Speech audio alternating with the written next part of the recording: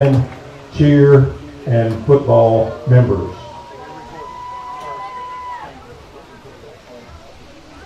Cross country seniors. Paul Putz, escorted by Dorinda King.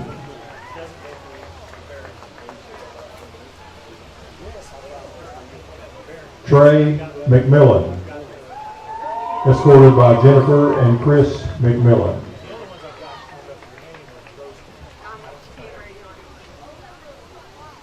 Luke Montgomery, escorted by Amy Montgomery.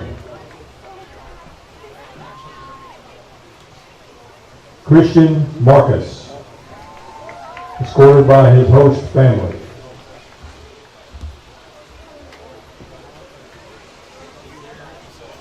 Now for the band seniors. Cadence Barnes, escorted by Tony Lawrence and Jason Lawrence.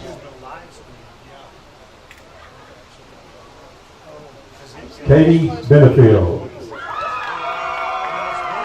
escorted by Jennifer and Dan Benefield. Agley Bonnet, escorted by Samantha Shelby Mavana Breedlove.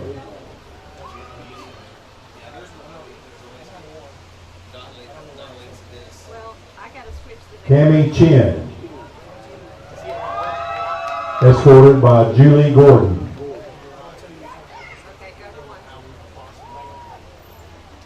Samuel Cross, escorted by Laura and Michael Cross.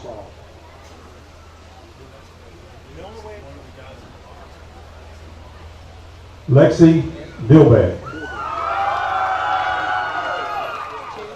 escorted by Leanne and David Dilbeck. Gage Gordon, escorted by Michelle Hicks and Grant Gordon. Alexis Hildebrand, escorted by Amanda Hildebrand and Rhonda Wall.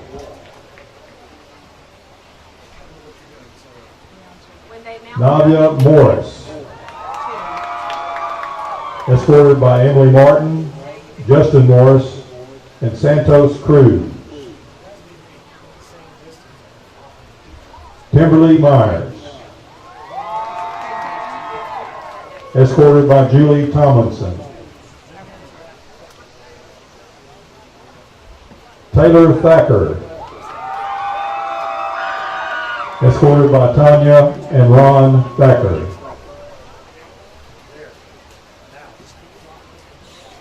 Annika Thompson, escorted by Mike Thompson and Christopher Thompson. J.R. White, escorted by Tisha and William White. And Lexi Williams, escorted by Amber Williams and Keith Williams.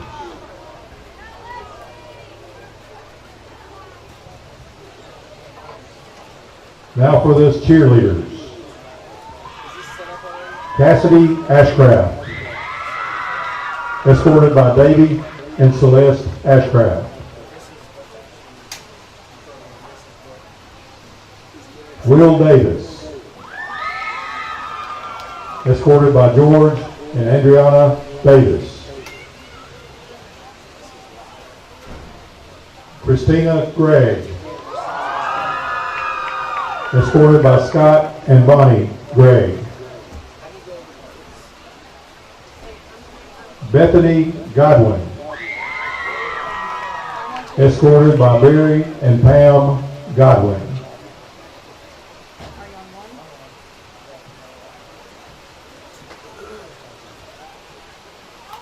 Jaden Milam, escorted by Randy and Minta Milam.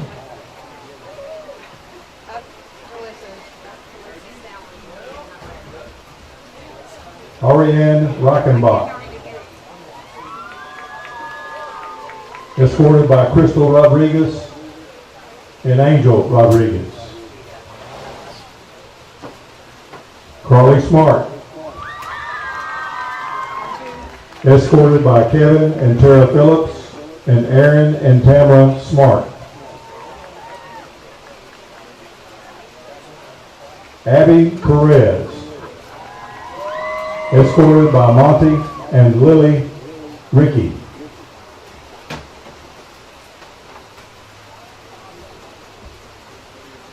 Caitlin Rohde. Escorted by Corel Rohde.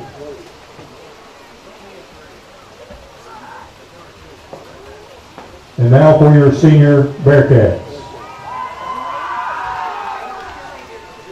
Number 22, Blake Brown. Escorted by Scott and Randy Brown.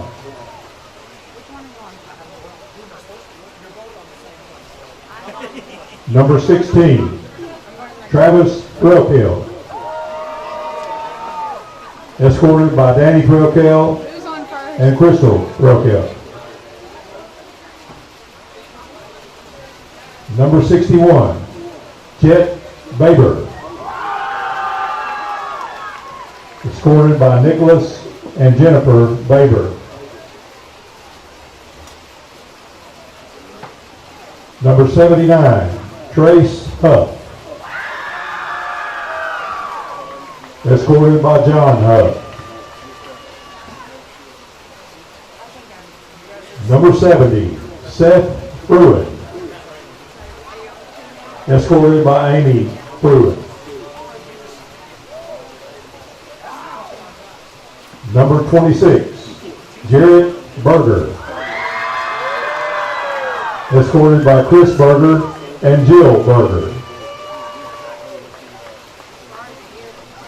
Number 54, Jordan Roberts. Escorted by Leah and Chris Roberts.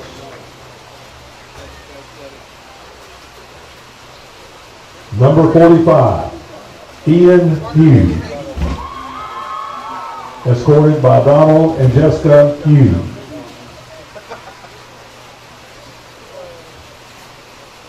Number 15, Austin Rose. Escorted by Pete and Leilani Rose. Number 77, Logan Yang. Escorted by Elizabeth Maynard and Cole Yang. Number 8, Evan Graves. Escorted by Jennifer and David Graves. Number 1, Austin Kirkendall. Escorted by Bobby and Louise Kirkendall. Number 72, Jake Brotherton. Escorted by Jake Brotherton and Christy Harrison. Number 64, Chasten Henry. Escorted by Paul Henry and Carolyn Burrell. Number 66, Bobby Wallace. Escorted by Rick and Stephanie Brown. And number 14, Caleb Peters. Escorted by Brandon and Mary Peters. Thank you, seniors, for your dedication to Mena Public Schools and representing your school with pride. Go Bearcats!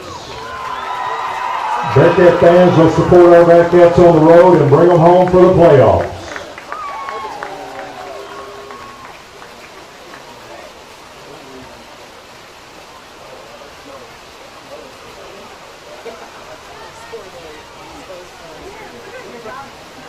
Once again, ladies and gentlemen, I'd like to welcome you to Bob Carver Bearcat Stadium at Randall Horton Field. for tonight's game between the Pottsville Apaches and your Mena Bearcats. Mena High School and Pottsville High School are playing this game tonight through an agreement entered into by both schools. These two schools are members of the Arkansas Activities Association and abide by the rules and regulations as set forth by the association to maintain and improve high standards of good sportsmanship by their conduct and cooperation with other member schools.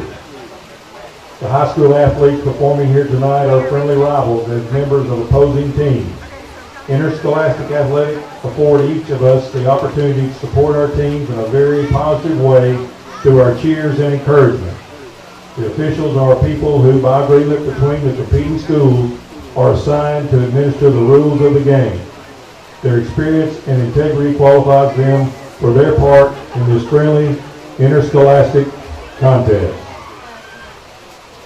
At this time, would you please rise for the invocation given by Silas McIntyre, who's a member of Fellowship Christian Students, and please remain standing for the Pledge of Allegiance, National Anthem sung by Mena High School Spotlight Singers and each respective school's alma mater.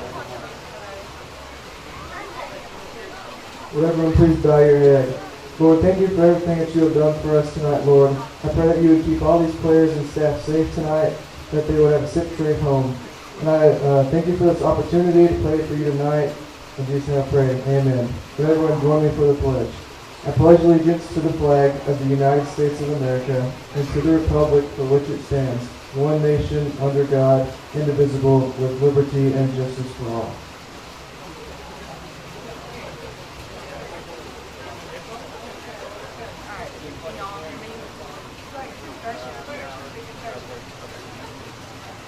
Oh, sing, can you see, light of dawn to me, what so proudly we hailed, path and twilight flash through and our soars through the heaven.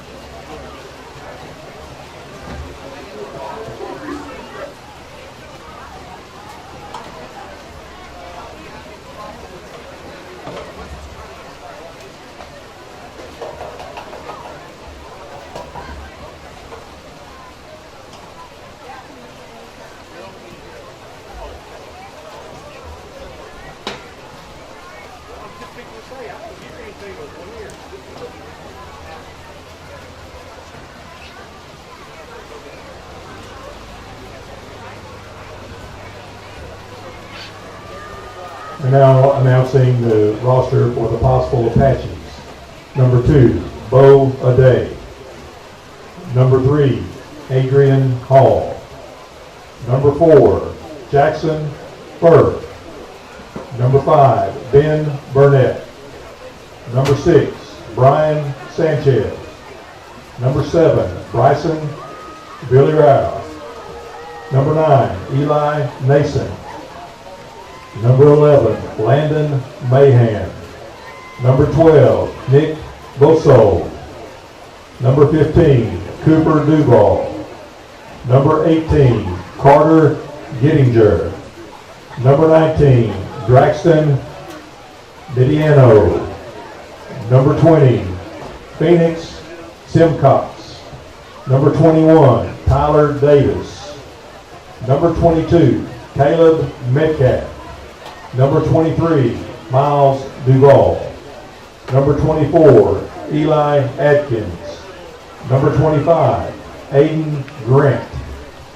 Number 28, Clayton Teeter. Number 29, Jackson Williams.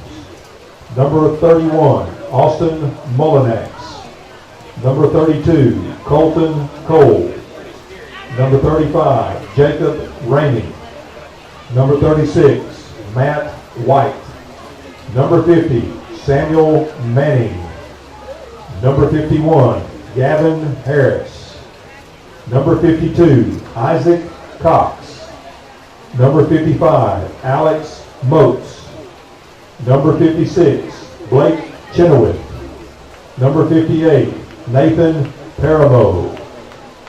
Number 64, Trenton New.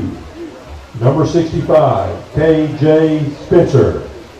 Number 68, Aiden Peterson. Number 73, Ethan Hale. Number 75, Cameron Teeter. Number 76, Bill Hinkle. And number 77, Charlie Garon. Head coach is Brian Russ.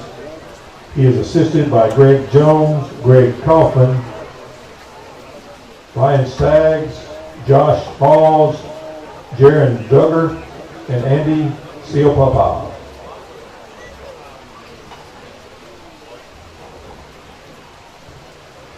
And now for your Mena Bearcats. Number 1, Austin Kirkendall. Number 2, Cody Bomeyer. Number 3, Michael Escobar. Number 5, Tuwong Kung. Number 6, Gabe Corcoran. Number 7, Dennison Reed. Number 8, Evan Graves. Number 9, Jesse Garcia. Number 11, Joseph McClellan. Number 12, Maddox Medlin. Number 14, Caleb Peters. Number 15, Austin Rose. Number 16, Travis Thrillkill. Number 21, Omar Cecilio. Number 22, Blake Brown. Number 23, Brenton Rose. Number 24, Jesse Perales. Number 26, Jarrett Berger. Number 27, Colby Davis. Number 30, Robert Hill. Number 32, Christian Zamaripa. Number 33, Jaden Felix. Number 36, Jeffrey Richmond. Number 40, Tristan Crane. Number 45, Ian Hughes. Number 50, Kevin Hensley. Number 51, Christian Miller. Number 53, Reed Henry. Number 54, Jordan Roberts. Number 60, Carter Allen. Number 61, Jet Baber. Number 64, Chase Henry. Number 65, Christian Stewart. Number 66, Bobby Wallace. Number 70, Seth Fruin. Number 71, Nathan Philpott. Number 72, Jake Brotherton. Number 75, Sean Ball. Number 76, Luke Floyd. Number 77, Logan Yang. Number 79, Trace Huff. Number 80, Isaiah Day. Number 82, Sully Massey. Number 84, Jackson Baber. Number 85, Aiden Golden. And number 88, Trey Day. The head coach for the Bearcats is Craig Bentley. He's assisted by Landon Dover, Matt Sandifer, Chad Arnold, Kyle Smithers, Tommy Johnson, and Ryan Lutmer.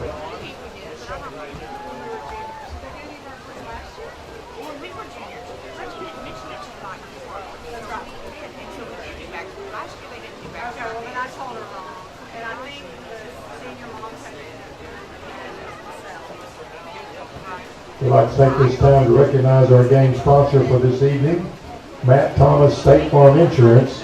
Stop by and see Matt for surprisingly great rates for all your insurance needs.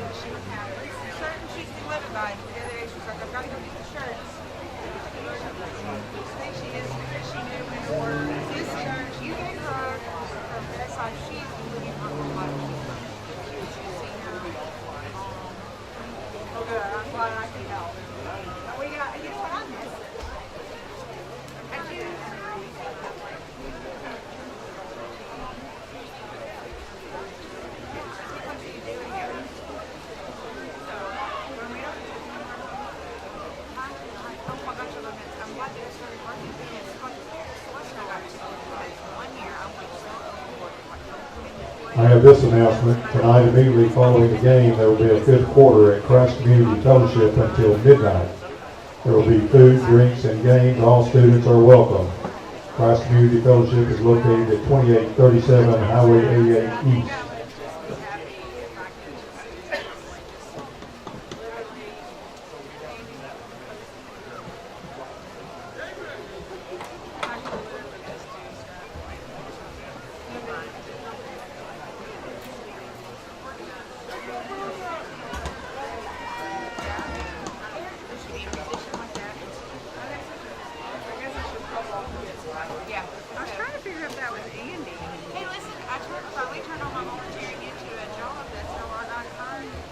Now your attention for this announcement also tonight, Susie Keys will be open until 11 for a fifth quarter. All students are invited to come there also.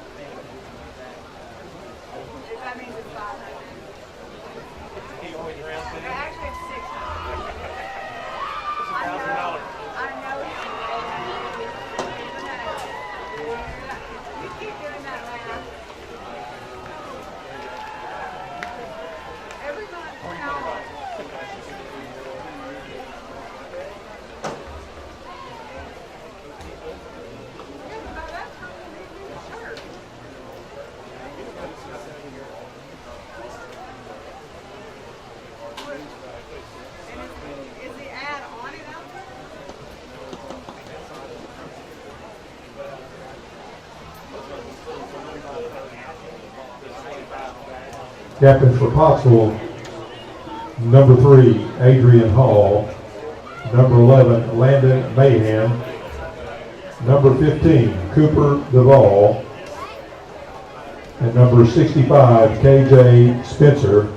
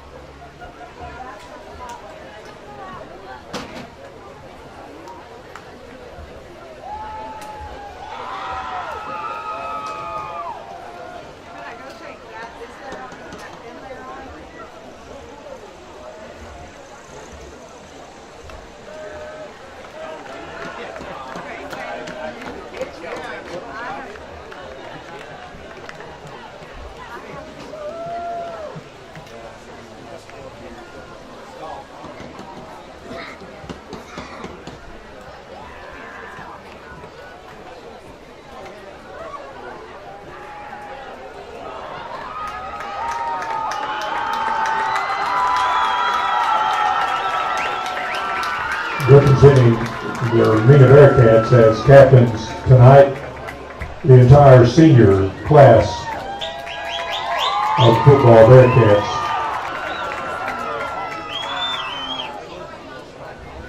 Lead the coin toss. Number 66. And welcome, Bobby folks, Wallace, to another Bearcat Foundation live broadcast of Bearcat football, coming to you live tonight, for senior night, where the Mena Bearcats will take on the Pottsville Apaches. And it's joining me up here on the press box is once again Anthony Eford, as well as our two wives on the camera. And it's just a glutton for punishment. We're back to it's three guys and their wives again. Got Don Kelly, the master magician, on the controls with his wife, Mary Kelly. And it's just a family affair up here tonight. We're 2 minutes away from kickoff. We've got the coin toss happening and wonderful senior night festivities. And, Anthony, it's a rough night as far as weather so far, but it looks like it's going to clear out. That's what I was just sitting here thinking. The temperature feels like it's starting to feel like football weather and fall weather.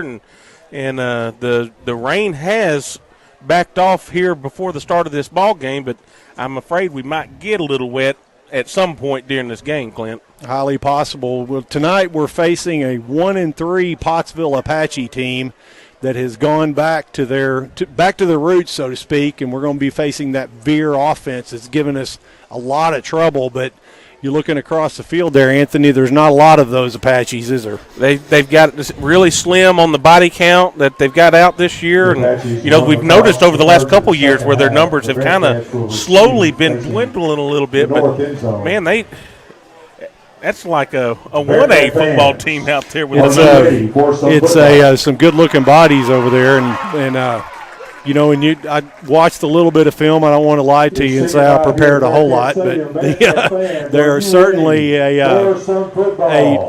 look like they've got some athletic ability in the backfield, and they've got some capability of making plays, and a really surprise performance last week with Lamar leading most of the way.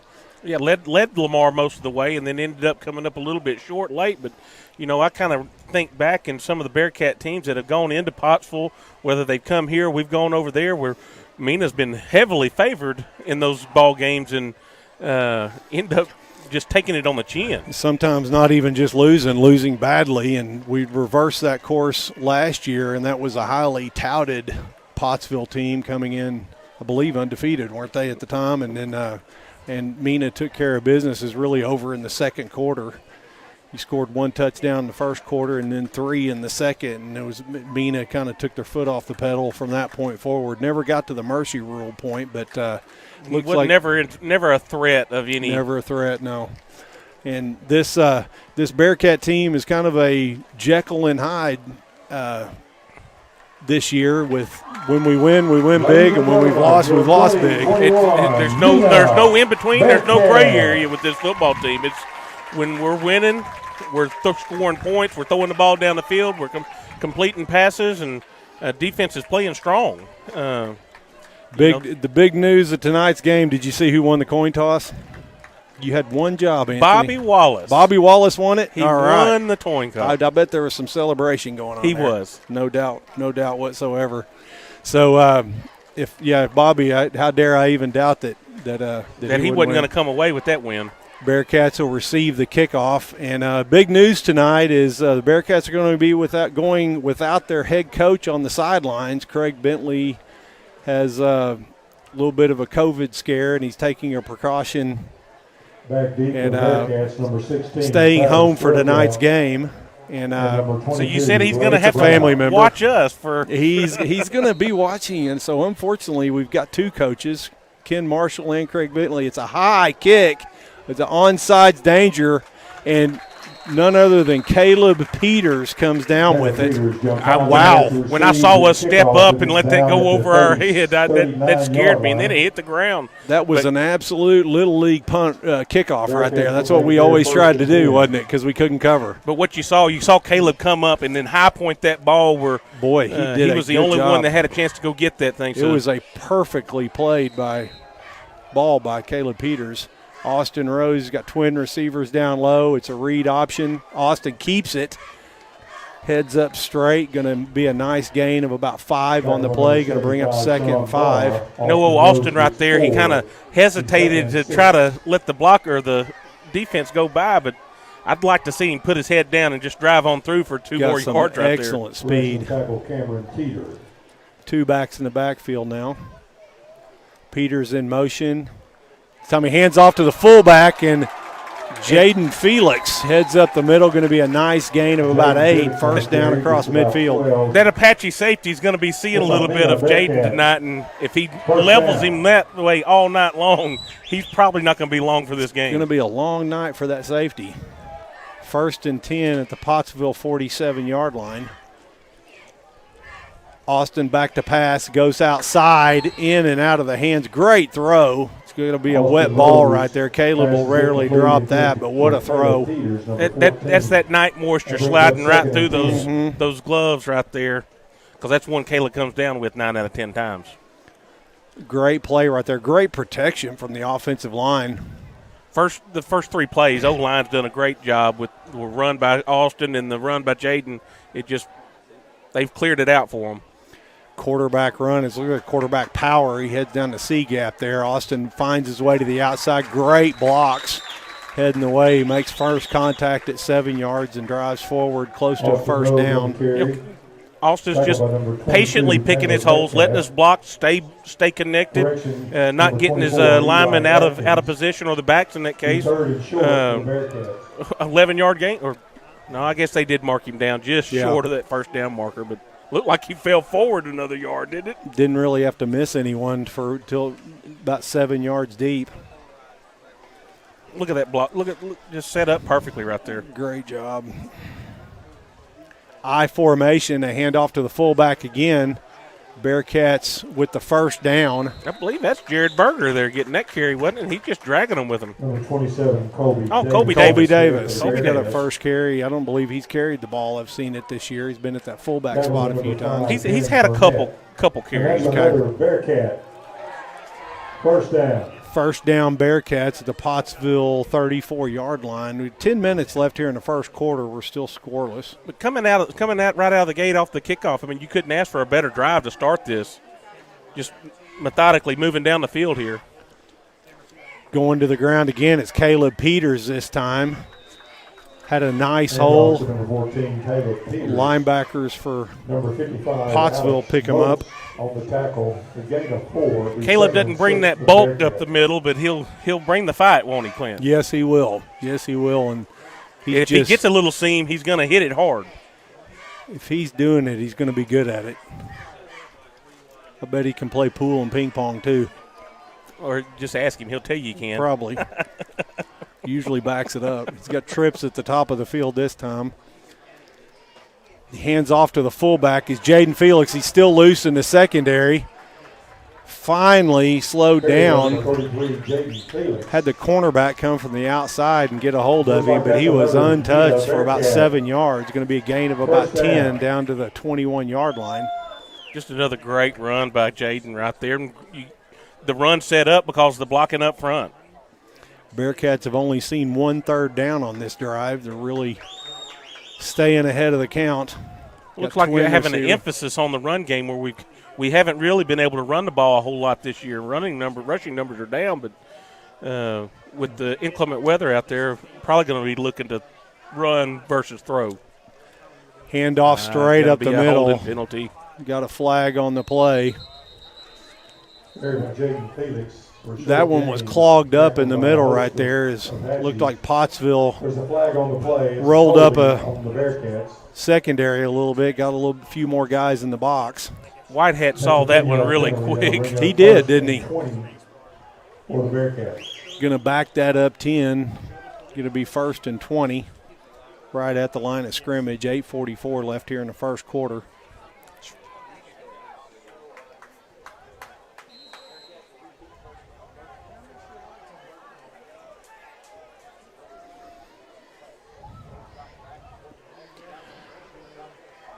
This is Austin Rose back to pass. Let's kind of miss the action there. Back to pass. He's flushed out of the pocket. Nobody is open.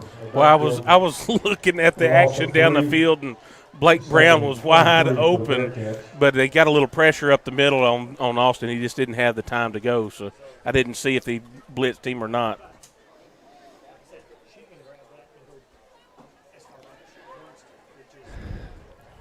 Came out of there, the secondary came out of there a little bit late and looked like they had the slot uncovered on that play. As we're looking at the delay, it's about a 20-second delay from live to the time that you're seeing it. Toss out to the outside, and it's Felix with the ball. Got a little bit of room. They're going to try to get some of this space back. 2nd and 22 after the sack. Only going to get about 5 of it back. Going to bring up 3rd, about 19. Now you got. Once they have 5 yards, it'll be 3rd and 17. I was going to say the scoreboard's got the down marker down wrong. They got it at 4th down, but it is 3rd down. Bearcats in that no huddle. They got a spread formation, twin receivers to each side. The up back is Jaden Felix. Austin's back to pass. He's got some pressure right up the middle. Had a man a little bit behind him, and is one of those things that. Just some miscommunication between him and Blake Brown. Yeah, there was a little miscommunication on the I think it's a left tackle right there, which is pretty awesome. He kind of let his man go, thinking he was going to pick up a linebacker or something. Yeah, that was odd. That was odd. You had 3 down linemen, and they ended up, I believe, letting the left tackle, Jake, was confused on that one. You won't see that very often. No, usually he's pancaking somebody. Absolutely. Gets a hold of him. Because he looked to the outside, and there's nobody out there. Got trips on the short side of the field. They're looking that way. Austin Rose is back to pass. He throws it deep to Caleb Peters, and it was well covered. Yeah, he was right in Caleb's back pocket right there all the way down that seam. 4th and 19. Pottsville will take over on downs. And good drive by Mena, good start. You can flip the field, run some time off the clock, and you got to think, boy, possessions like that will play dividends later on in the game because there's just not many Apaches over there. No, what you do is you get them into the second half, and then the stamina is going to come into play here. This is not the situation with Native Americans that Custer found himself in. 7 minutes left here in the first quarter. Pottsville takes over for their first possession at their own 29-yard line. Pottsville is going to be running this Boomville-type veer offense. A lot of misdirection. Very run-heavy. Logged over 300 yards of rushing last week. This one goes directly to the fullback. And that was just Jake Brotherton just whipping his man up front and meeting him right at the line of scrimmage. And I see the linebacker core is kind of jumbled up a little bit this week because I think Evan Graves is out still, concussions. And so you got Jayden starting at that Mike linebacker, and then you got Colby Davis off the line on the left side, and then you got Jared Berger there on the right side of that linebacking core. Pottsville with some motion. This time they do the counter, and he's got room. He's into the secondary. Pottsville, it's a foot race. Looks like Cody Bollmeyer is going to catch him from behind. Catches him around the 15. It's going to be a huge gain of about 40 yards. I sure didn't see him coming all the way back to get that tackle, but Cody turned on the afterburners right there, didn't he? He has some serious speed, and that's that misdirection, the counter. And that's usually a responsibility of the linebacker on that side. You cannot take your eyes off of that back that's coming in your field of view, because you don't know until the very last minute which direction it's going in. First and 10, Pottsville at the Mena 14-yard line. This hands off back to the fullback. This offense really needs that establishment of the fullback, and by establishing, I mean what they're looking for is 3 yards in a cloud of dust. That's about what they picked up there on that last run, and not an entirely unsuccessful first down as far as what they're looking for. We said the same thing when we played Boonville the other week. So, they try to get you to have one misstep by a linebacker core, and when you do that, and it looks like it's going to be a false start on the Apaches here. These false start penalties and procedure stuff for this type of offense are really big. It puts them behind the 8 ball that they don't want to be behind. So it's going to bring up second down and 12 here. So they're content to pick up 3 yards in a cloud of dust, but this really puts a stink on them right here. But do they have a kicker, Clint? I don't know. I didn't pay that much attention. That was Katie's job? That was Katie's job. Katie was clearly supposed to do that, and she doesn't look like she knows. Mena with 4 down linemen, got some motion. This time they toss sweep out to the outside, had good contain out there. I think that was Colby Davis coming from that inside out. He came from the inside out, and you had Jordan Roberts with the outside contain. Hey, that's just how we drew it up in Little League, right? I don't know. We can draw it up however we want, whether we can get them to do it. I don't think it matters. 3rd and 10, Bearcats that's how we in good tried shape. to draw Exactly. it up. Probably 2 down territory here. 3rd and 10, Bearcats tried to draw the Bearcats offside. You had a altered snap count right there. Got motion to the top of the field. They hand off to the fullback on 3rd and 10. Number 11, big gain of about 6 on the play. Number 72, I think that's definitely they're definitely reading that, for that to come loose like that. You got to think that's not a called dive.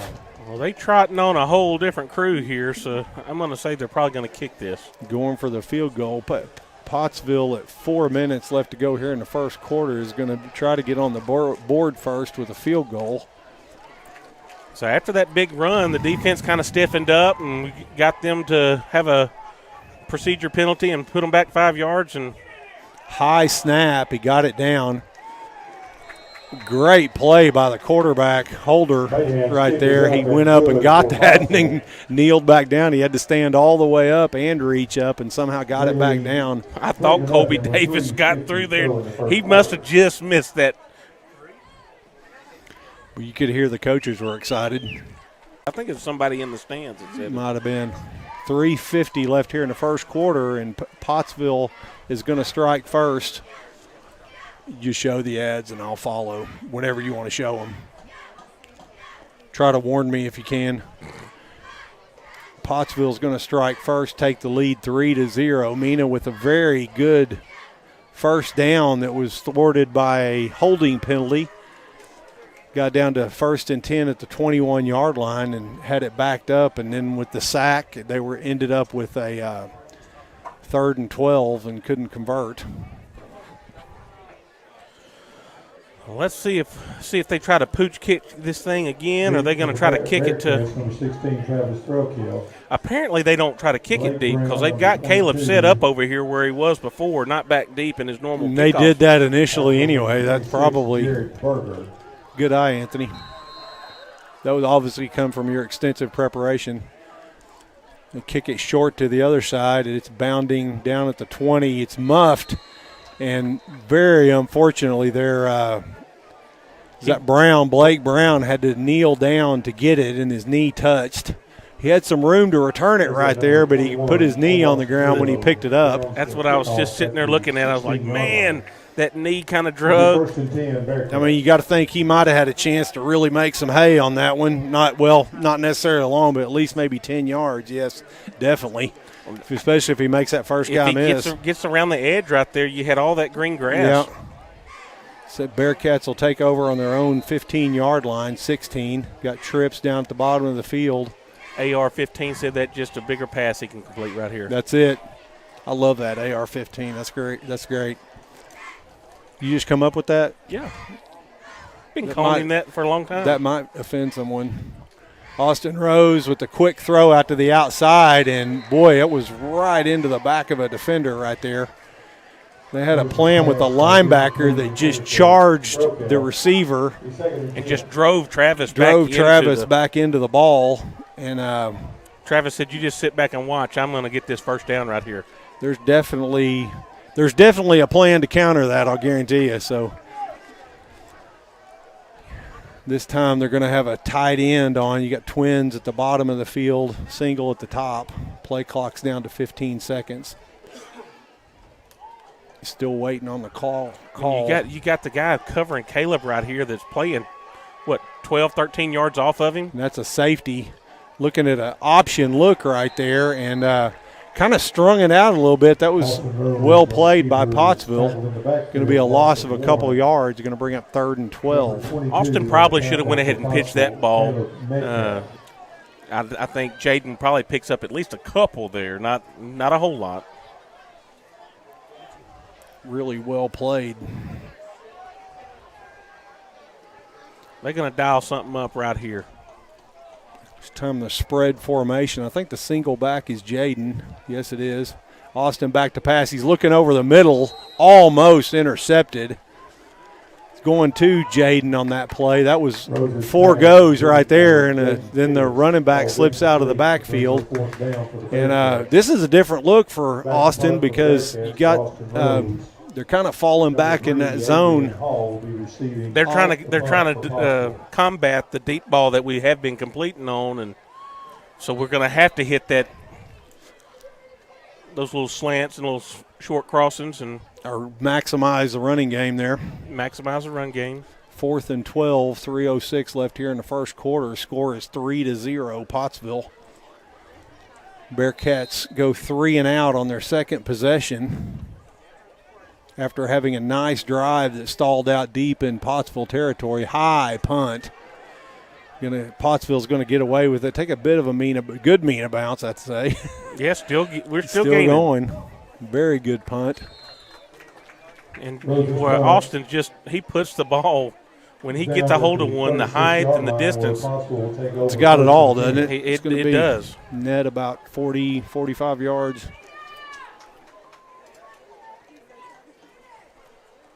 Pottsville take over. Even if he had 36. caught that ball back there, Clint, I mean, the defense was there.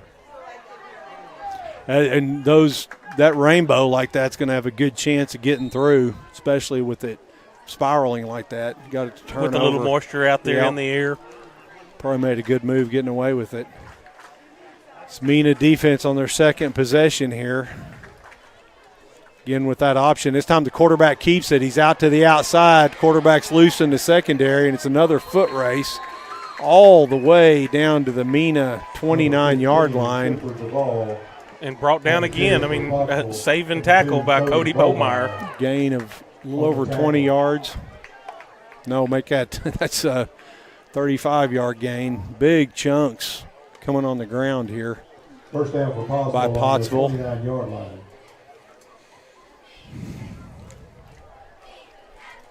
Deep in Mena territory here at the Mena 29-yard line. 2:48 left here in the first quarter.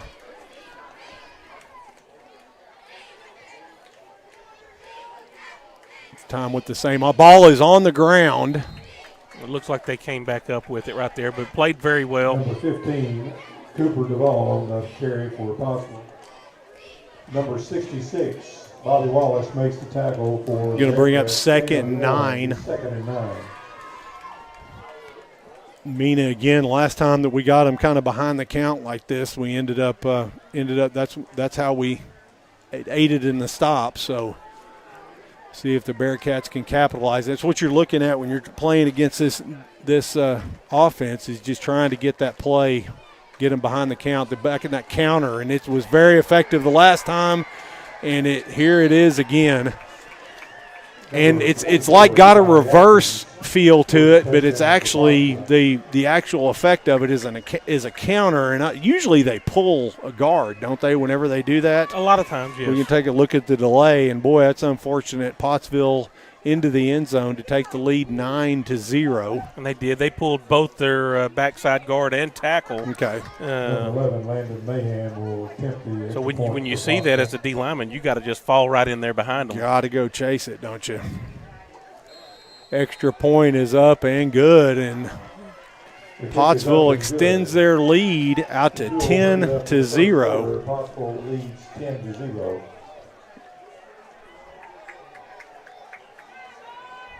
So we got to get something moving offensively here. Yeah, we're continuing on what we had in that first drive, and was really kind of led by some stuff on the ground right there.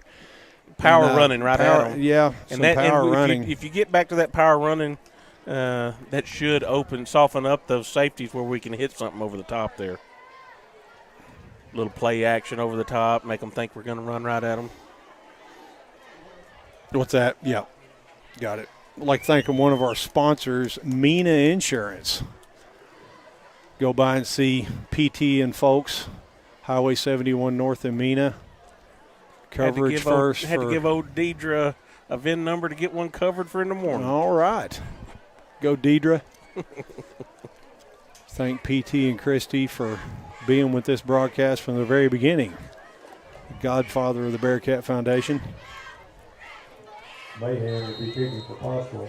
Blake Brown and Travis Trailcat. Pottsville again with that high kick. This one comes down to Trey Day. Trey Day with the reception. He's going to get a big 3-yard return.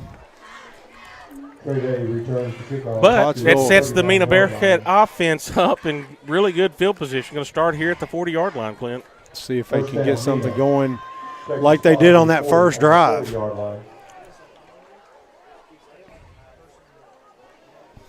First and 10, minute 57 left here in the first quarter. A lot of action, well played first quarter here so far. Got twins at the bottom of the field. Blake Brown and Caleb Peters down here. Play action, they're coming down to this side of the field. The throws again out to Caleb Peters. Nice throw and catch. Complete right at the sticks. Looks like it's going to be enough for a first down. Good Bearcats placement on the ball. Good route by Caleb. And boy, I think if you saw, Blake on the back side of that set something up for this next one.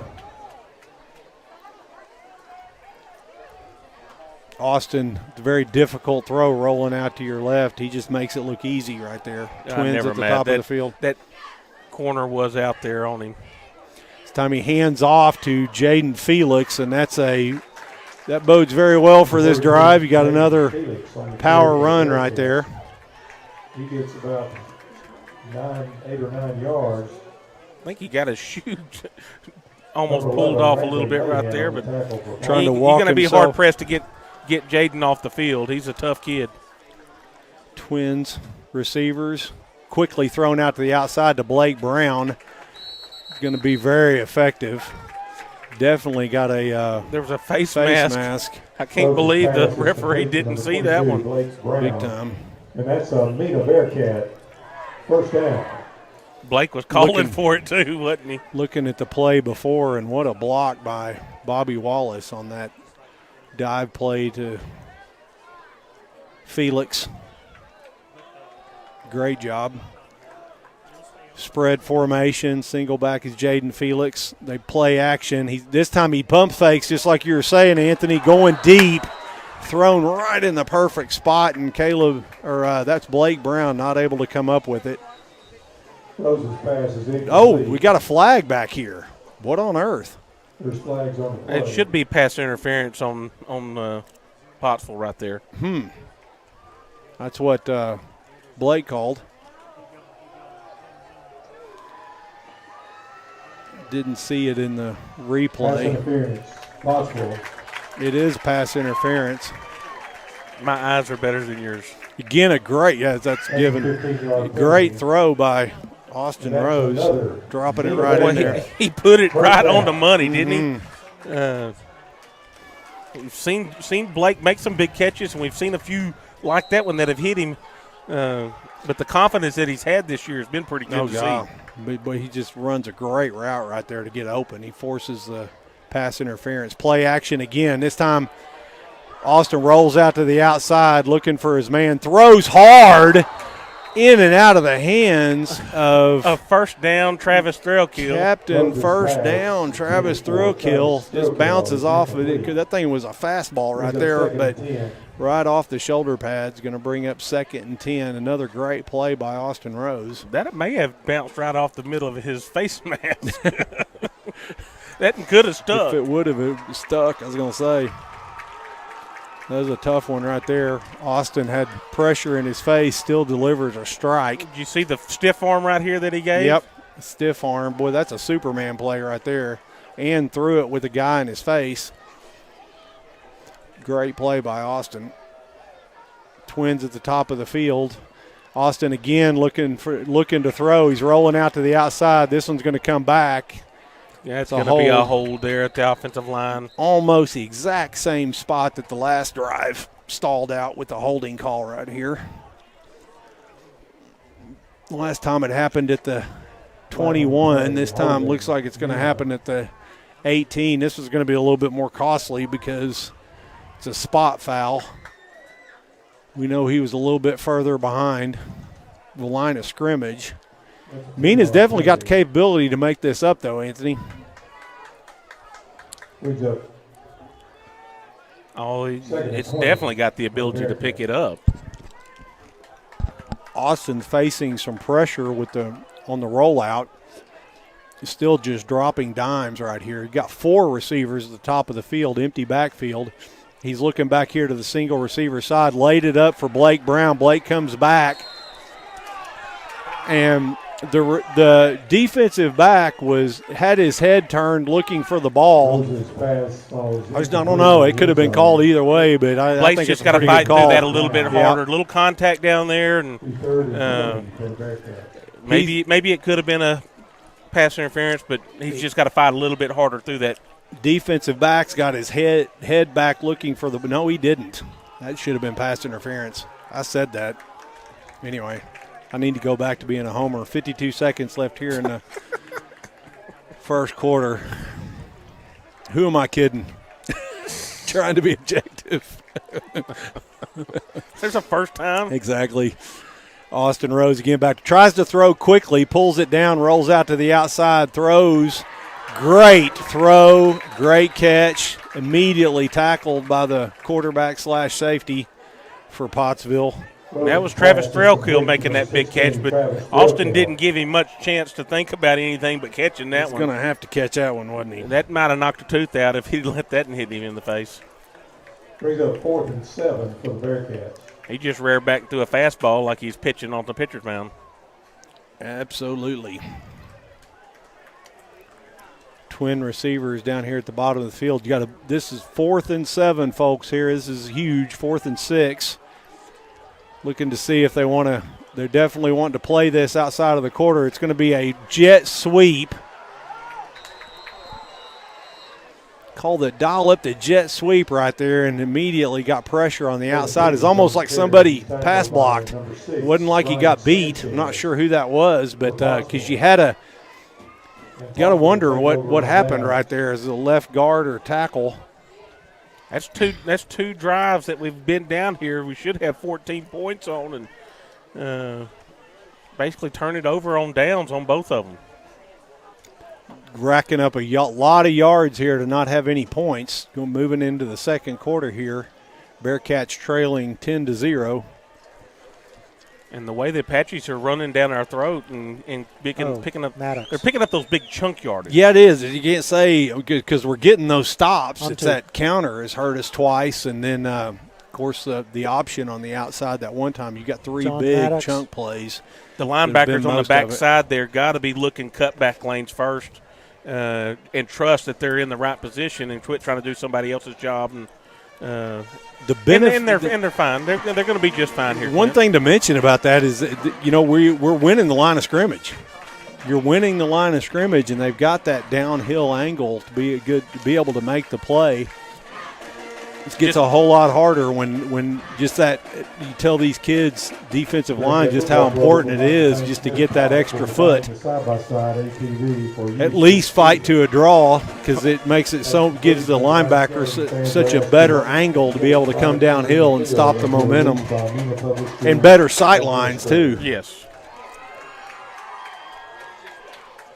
You just got to make those plays from the linebacker spot. First down. Don't have to call the formation for Pottsville. It's the same every time. A handoff straight up the middle. Sometimes that's a trap. I couldn't tell if it was, but straight up the middle and fullback with a nice gain. 6 on the play. Going to bring up 2nd and 4. I'm trying to figure out how Bobby came all the way into the middle of the defense to make that play. Bobby wouldn't have lined up wrong, would he? No, he was lined up right, but I guess he just read it quick.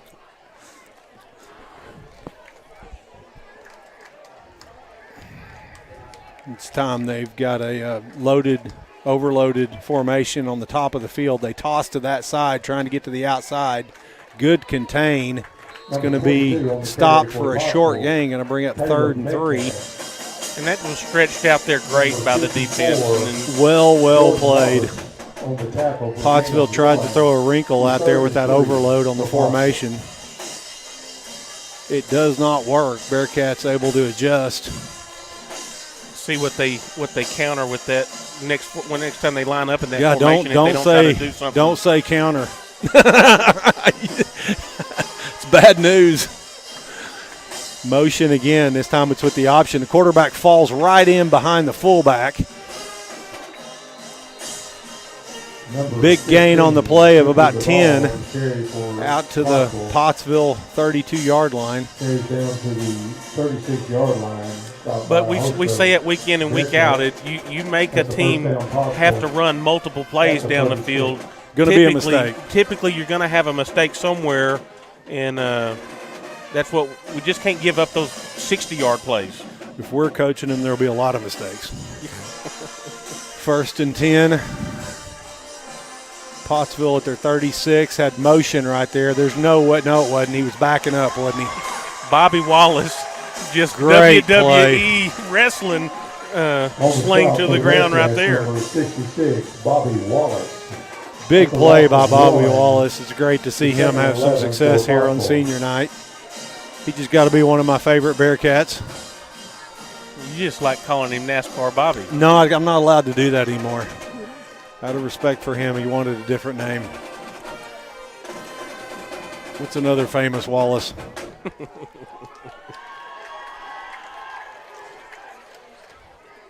William Wallace. William Wallace. 2nd and 11. Little Braveheart. That's right. Timeout.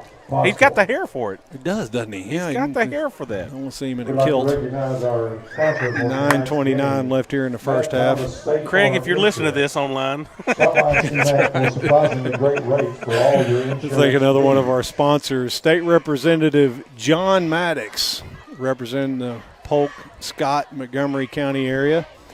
Doing a great job for us in Little Rock. I'd like to thank John Maddox for helping bring this broadcast to you today. Also like to thank Nidec Motors, All for Dreams, and can't think about Polk County and whether it be the culture and the employment income or all things in between and not think of that electric motor plant here in Mena. You know, they do things here in this plant that they don't get made anywhere else in the world. Please, there's a black Dodge Great employment opportunities out there at NEDEC. Parked in front of the M&S school with your lights on. Everybody's looking for help right now, but Also, go out there and get a cell phone career, was found not in just the a job. concession stand. I believe to claim a cell phone in the concession stand has to go by there. 2nd and 11. Mena can capitalize on that play by William Wallace. Handoff to the fullback. Gain of, they stop him again, going to bring up a 3rd down. Bearcats with a great opportunity to get him off the field. Yeah, that negative play by that Bobby made right there, and then you give up a 1.5 yard gain on that one. Now you got them at 3rd and almost 10, 9.5 here, and that's not where Pottsville wants to be. Bearcats without their head coach, defensive coordinator, Craig Bentley. Time they option out to the outside, the ball's on the ground. Pottsville comes up with it, but no gain on the play. You know, that ball was played really well by your safety, Cody Bowmeyer, right there coming up and almost being able to come away with the loose ball, but making a tackle where it wasn't going anywhere anyway. No. At least they weren't going to get a 1st down. And the quarterback really started chopping his feet immediately. You tell he really wanted to hold the end right there and get around him, but Cody Bowmeyer was sitting there waiting on it. Snap is high. It's come down with it. Duval with the punt. Nice punt. Immediately tackled. Possibly should have fair caught that there.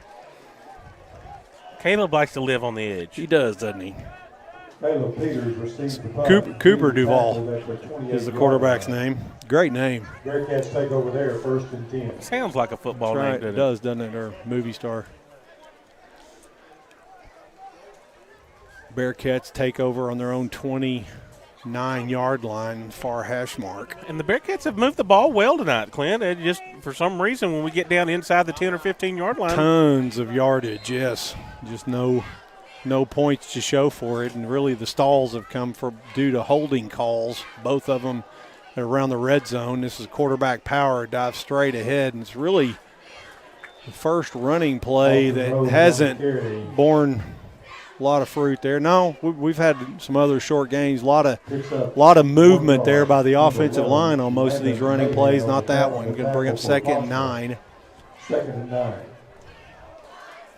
Couldn't tell there if they blitzed one of them backers or they just one guy beat him there.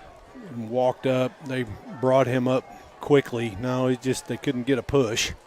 Quick throw out to the outside. This time it's complete. Great block by Trey Day. Trey Day takes his guy that's on him and throws him into the linebacker that had contained right there, allowing Caleb Peters to get the 1st down. You got a guy that played tackle last year playing out there on the outside, and he really makes his presence known, really works hard at that. Great job. Big, strong kid. When he's going all out, he can be a difference maker for us. Playing press coverage right there. They got some safety help on that side. Looks like they're bringing some pressure. Caleb in motion, a handoff up the middle, and Jaden Felix is loose into the secondary. And still going. Safety Duval made a great play there, and I thought he was going to get the ball loose. Had Jaden was in the grasp, and Duval went for the strip right there. And Jaden's put the ball on the ground a couple times this year, but he's typically a pretty sure-handed back. Done a lot of tough carries to not put the ball on the ground. Big gain of over about 25 yards on the play. Bearcats now again in Pottsville territory. Twins at the bottom side of the field. Ball's centered. He reverses out, and great run. Met at the line of scrimmage, but then plows forward. I thought they got almost it's about 3 yards. I'm kind of surprised we picked up that much because they sent both the linebackers right at it. Right at the point of attack there, and we were able to get just enough push to. Rare play under center there from the Bearcats, and they go straight ahead with a nice 3-yard gain. I'd say nice. Pretty good. 2-back set again, this time in the shotgun. Hand off to Jaden Felix. He bounces out to the outside. He's got some pressure. He makes 2 guys miss. Play has no business going this far. That's all Jaden Felix right there. What a play. The reversal of field, they attacked it well at the point of attack, and, Jaden's not known to have the overall top speed, but, man, he's always been shifty and been able to get something about him. Exactly. He somehow just gets away from people. Jaden playing a lot of snaps. That reversing of the field right there and then cutting all the way back across the. Super effective. Play action this time. Austin Rose keeps the ball heading upfield right here. Nice move, still on his feet, fighting for the end zone, and that one's all Austin Rose. He keeps it right there and makes contact at the 7-yard line and just fights through it for the touchdown. When he hesitated again, I thought he made the wrong move, and he was able to get staying in bounds, and then he just turned the gear on with a guy hanging on him and drags him into the end zone. That just shows the strength that he does possess. Makes if it was the guy me, totally I would have miss. just lowered my head and just gone and got what I could get. He had a little better vision than I do. Mr. All Everything's back there to kick the extra point. Kick is up and good. Mena closes the deficit down to 3. The score is now 7-10. Bearcats are trailing the Apaches with 5:48 left here in the half, and the Bearcats are racking up tons of yards. I'd say we've probably got close to 160, 70 yards of offense here tonight. Still got 5, maybe close to 200, but. Yep. Well, that second possession, it was a 4th possession that really drove almost the length of the field every time, and this time they make it all the way into the end zone. That one alone was 65 yards. You got to say, we got to be close to 200 yards. What we do on the foundation broadcast, Anthony, is just declare a number. Accuracy is optional. I think that's how they run Congress.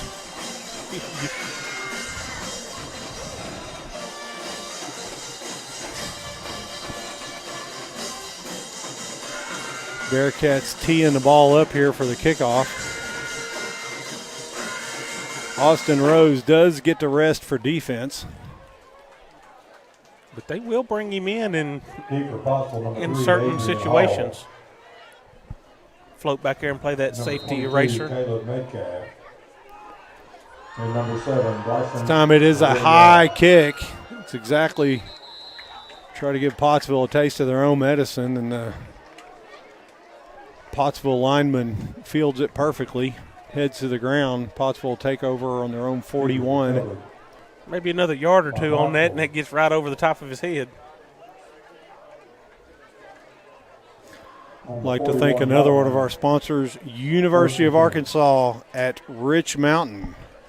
Go see the folks at UARM to continue your educational needs here in Polk County and get a 2-year degree, and then if you want, you can continue to any of the University of Arkansas schools at the same local tuition rate.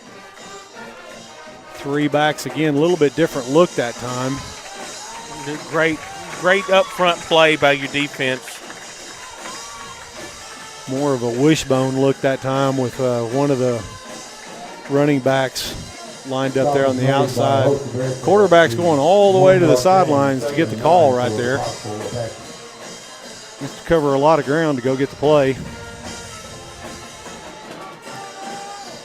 Pottsville's wanting to really shorten this game. They're letting the play clock run down for the most part. They go back to that, I call it the flex bone. I don't know what the correct term is. Again, the handoff on the triple option, a big gain up the middle that time. Just basically right between that guard and tackle. Just had a nice first down play, stopping it for 1 yard, and then they get back on time there with a big 8-yard gain close to the first down. Ball's right at midfield. Clock's down to 4:30. Pottsville would like to get some more points and not allow Mena another possession. Flex formation again. Time to go straight ahead trying to get the first down, and it's going to be I think he's going to be marked short. Looks like they're intending it. Yes, he's calling it. He's just declaring it a 4th down. Yeah, they marked him short. He might have got a little bit farther than that, but I don't think he made it anyway. Number 15 on the carry for indication is that they're definitely going to go for it. Cooper Duval. For a very short gain, it is 4th and 1 from the 50. Tried to get it with the quarterback sneak there, and the Bearcats were ready. Haven't seen Bearcat defense bring a lot of heat yet.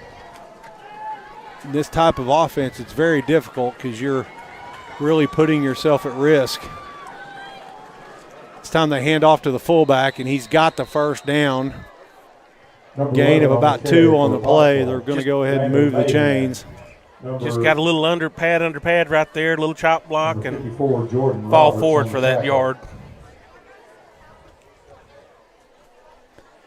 Bearcat defensive front's really done a pretty good job here tonight. They're holding their ground. It's hard without knowing what the assignments are.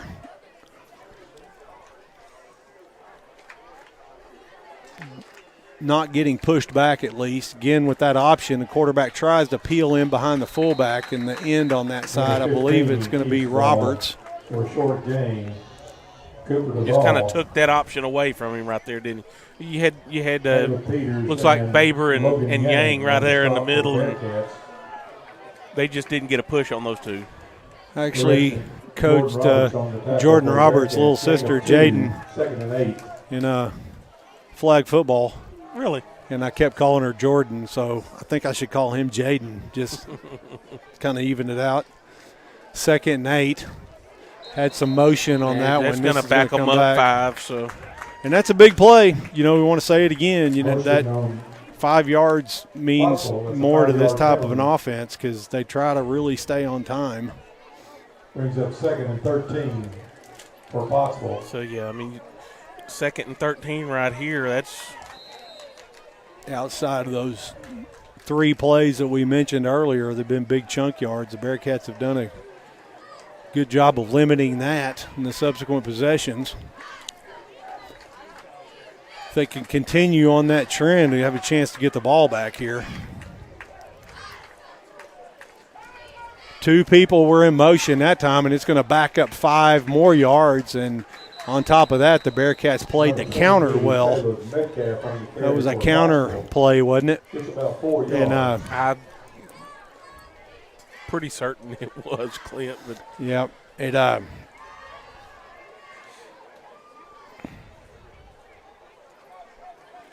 You either going to bring up 3rd and 9 or we've got at least 2. 2nd and 18. We've got 2 coaches, Coach Marshall and Coach Bentley, watching us here tonight. So there's a lot of pressure. A lot of pressure? I know. On who? I normally just say stuff about formations or whatever. I know Craig's going to tell me about it.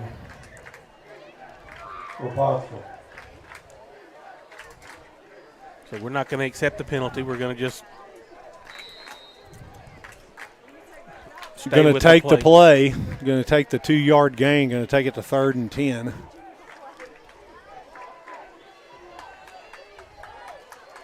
Now it's a big play here for the defense. Let's see if we can get a stop right here. In motion, they're going to go for that counter. This time it is soaked up. That's Bobby Wallace. Ball's on the ground. They're going to call it down. On the carry for Pottsville. Bobby, that was about to be a big celebration right there. Cody Bollmeyer was not going to be caught. No, he wasn't going to. Nobody was going to catch him on the field except for the turf monster. No. Ball's called down, but looks like Pottsville's going to elect a punt on the play. 1 minute 57 left in the first half. Bearcats all with 2 timeouts left. Well, with this stop in action here, tonight's broadcast being brought to you in part by Shelter Insurance Agent Talissa Montgomery. Let her shelter you from the storm. Oh, turn the camera over on her since she's in the camera. You're supposed to point the camera over there. We'll also throw in the U-Lock-It storage. Number 65. Those aren't And hers. Baywash Car Wash. That's right. There we With go. the rain tonight, it might not have been used too much, but maybe the mud over the Deer Hunters weekend, they'll get the drains good and it clogged pays for you. off. It pays off later. 4th down. But this time it's a wobbly short punt, and it's going to take a great Pottsville bounce, and Bearcats are going to have a long way to go in 2 minutes. Clock is running. It's going to turn into minute 45. It's going to end up stopping at about the 4-yard line, so 96 yards at a minute 45. Bearcats will take over there, 1st and 10. What do you think we do here, Anthony? You think we're going to try to run the clock off or go for the points? Bearcats trailing 7-10, minute 45 left here in the half. It kind of depends. If you get a couple little positive plays, then you've got to at least give yourself a shot. I'm going to guess we're going to try to get some room first here with the out route. Play act. No, it's not. It's a handoff. And that is Jaden Felix, and he's got the edge, got a man to block for him. He cuts back to the inside. Got to think they would hope he would head to the sidelines there and stop the clock, but you got a flag. You got 2 flags. You got one over here on the sidelines and one back here in the backfield. 2-yard line. Highly likely it's a hold. On both of them. Ooh. That flag obviously got dropped early. I didn't see it. Minute 38 left in the half. Big play by Jaden Felix. This is going to knock out about a 25-yard gain. Well, I think if you get that pickup right there, then you give Austin a chance to maybe have a jump ball down here for Trey Day on the short. I mean, he's got a huge With the advantage. 2 timeouts, you don't really have to – you can really just kind of run your offense. And then instead you're backed up deep in your own territory there. Ball's at the 1-yard line. Half the distance penalty on the hold. Got 2 backs in the backfield. Well, you got the middle of the field wide open if you hit Caleb down the seam here. Mm-hmm. If he can get inside that safety, they're going to try to just make some room. We'll say they gave it Austin to – Rose on the carry. no, Austin Rose kept it right there. Going to punch it out. 4-yard line. Really a big gain right there to give yourself some room. 2nd and 9. Be 2nd and 9. Bearcats are not in a hurry right here. You really kind of shot yourself in the foot as far as getting points on the board. Trying to run the clock out. Bring Caleb Peters in motion. Handoff. Outside, contain, held, and Jaden turned it up the middle. Jaden with a lot of carries here tonight. On the tackle. Being very heavy with the carries and playing a lot of defense. He's going both ways here tonight. Timeout, Pottsville. Pottsville's going to use a timeout. Really with the good 3rd move. down and the stoppage here, they're thinking they might be able to, with a bad punt, something happens. They got a field goal kicker look like he could probably make one for about 35 or 40. At least. Yep. Good move by Pottsville. Managing the clock right there. 58 seconds left here in the ball game. Weather really cleared out nicely. Well, the crowd filled in. Good. Yes. Beautiful night here for football. If you were staying away because of the weather, good time to come in here. And if you're not, you can go by another one of our sponsors, Mena Ford. They're not there right now because they're helping with the broadcast. Go see the complete Ford lineup at Mena Ford, located on Highway 71 North here in Mena. Got a couple new rigs in this week and got a couple going out tomorrow. All right. They come in and go out, huh? Come in and go out. Katie's not having to assemble them anymore? No, The Bearcats will have the ball. 3rd and 7. We might be having some buybacks if that was the case. Recall. I got an extra wheel here, Andy. Was this supposed to have 4 luck nuts? Austin Rose rolling out to the outside, double move. Boy, they let Blake Brown get out behind him, but Austin had already committed to the run, close to the first down. It should be plenty for the first down here. Ball will be marked at That timeout may have backfired And on that's another Mena Bearcat. First down. Pottsville. And that gives you enough little space there to maybe try to hit one down the field. It looks like they're going to come over here in double coverage over the top of Trey. Definitely tell Chase is back. We only ran 7 seconds off the clock. Twins at the bottom of the field. This time Austin rolling to his right. Reverses field. Throws on the run. Great throw and nice catch. Blake Brown with a very good move there, staying in range of a running quarterback. Quarterback is running for his life. Because Austin scrambled. The initial rollout was away from that where he did, and when he changed directions and came back, Blake adjusted to that. And ball again well thrown, low and away from the defender. 26 seconds. Quick throw to Trey Day. Trey Day fighting for extra yardage. He's going to be out to the 35-yard line. 20 seconds left to go on the clock. Mena looks like they're going to burn one of their timeouts. They've still got one left in 20 seconds on the clock. Now we'll see if Bearcats trying to extend the lead. You don't really have time for much more. with this, we better try to get Another sponsor in? Smith or Yes. Sterling. Or thank our friends Union Bank of Mena. Yeah, we hadn't got them either. Mena's only locally owned bank, hometown banking at its best. Folks at Union Bank are very community oriented. We happen to lose our cue cards. They own a stake, and no, not at all. What would make you think that? This is a professional operation? There's no way. What kind of operation does he think this is, Mary? Lose the cue cards. God. Second rate. No. Up from third. Up from third. Let's see what we get dialed up here.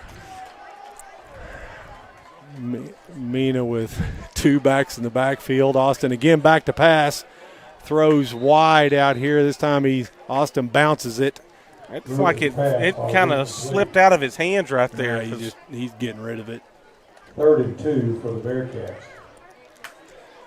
Austin's been able to hit a pie plate at 40 yards. I don't think I'm saying he did it on purpose. 15 seconds left in the half. It's 3rd and 1. Austin, in my opinion, this is one of his best jobs throwing the ball that we've seen. Oh, even with a couple of the drops. Oh, man, on the run. Right on the money.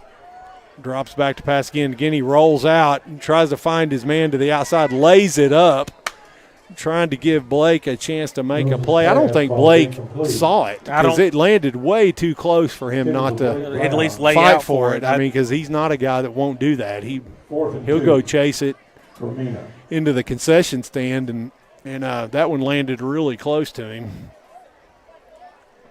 Boy, it did. It landed right by him. You see that? I just don't think he got his eyes on that. I don't think he got his eyes on it. Again, I think that was a great play because, Austin meant to just lay that up and give him a chance to make a play. So it's going to bring up 4th and 1. Obvious, going to punt it right here. Got to really important that we execute this. And the snap's down on the ground. Austin is on the run and kicks it late, rugby style. Going to turn out great for the Bearcats. Time's going to roll out. So that's going to bring us to the half with the Bearcats trailing tonight 7-10, and we've moved the ball way better to just have 7 points on the board. You had one drive that really got stopped early, and the rest of them, anytime we would either score or get stopped due to penalties. And really haven't had a lot of penalties, but 2 big ones. And they were the 10-yarders of the holding. 10-yarders, and is after the Bearcats had gotten into the Apache red zone. And, not able to avoid the holding calls. I believe there's been 4 holding calls on the Bearcats here tonight. definitely a emphasis for the referees on that. And looks like the Bearcats are taking the field here, the Bearcat Marching Band. Looks like we have a trash bag theme here tonight. Either that or training. So with that, we need to stop talking and let them enjoy the sights and sounds of the Bearcat Marching Band. Don's telling us to hush.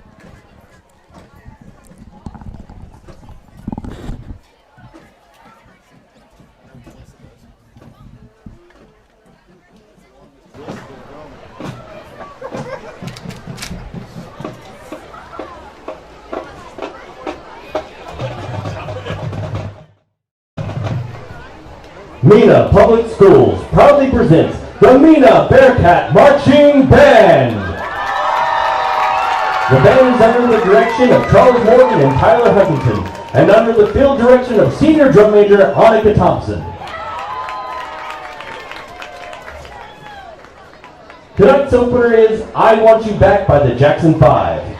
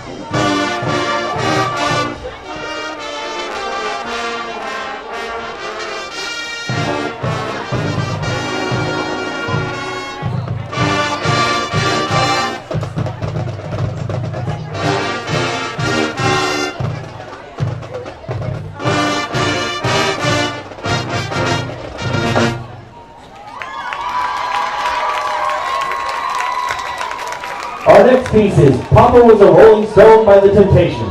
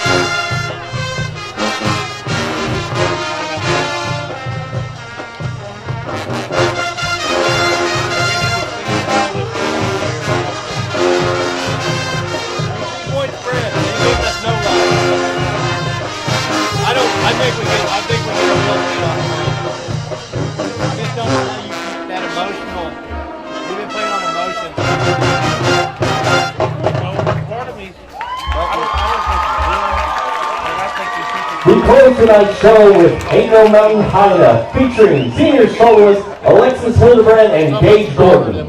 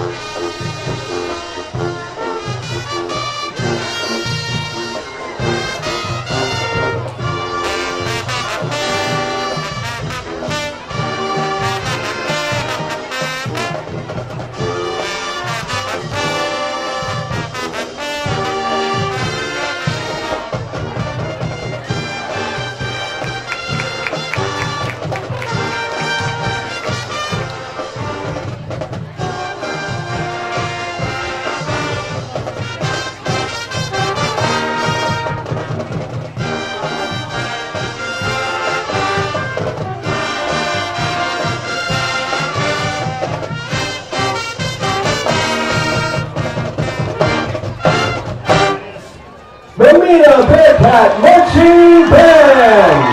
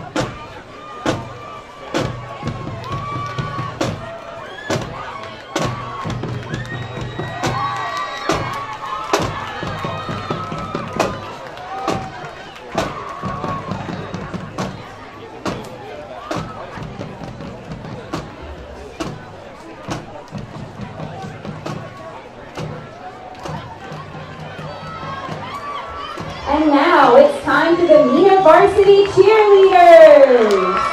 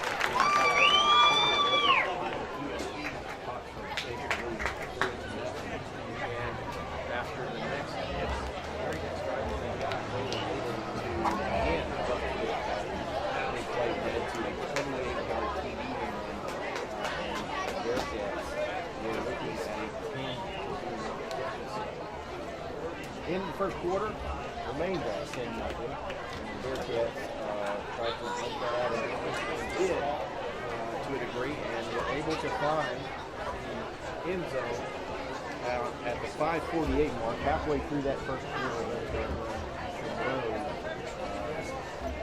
Kind of busted play, but he was good.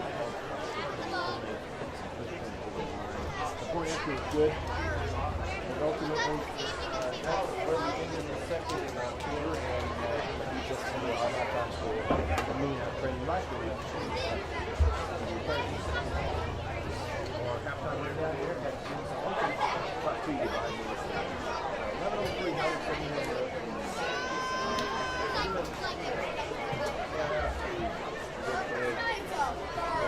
There, and he'll work hard for you to find the car that you're looking for. He can order one for you. We all know the different cars. For you, Fords, and he has all varieties.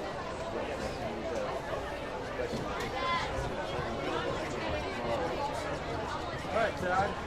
We've got 7.5 minutes to go. We'll take one more time out. We'll come back and we'll talk about what adjustments we see coming here in the second half of the Bearcats are trailing by 3 the division from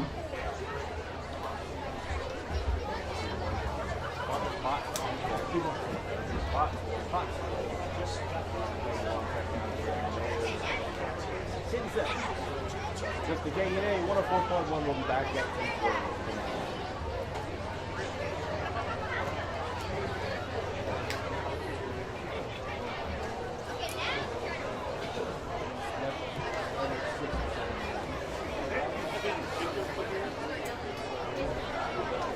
Kind of looks like it. Oh yeah, those used to be the speakers.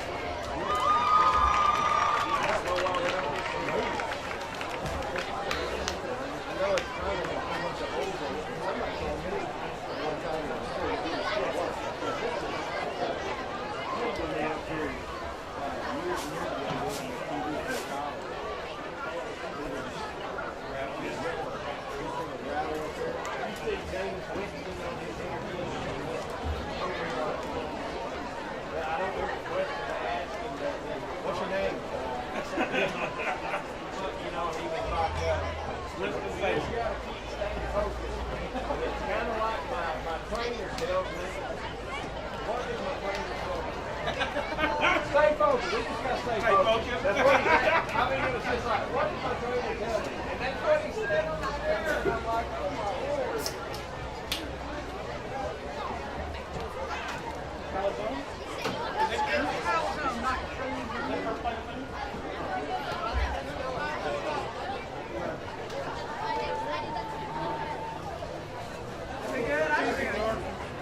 Yeah, I think it was more.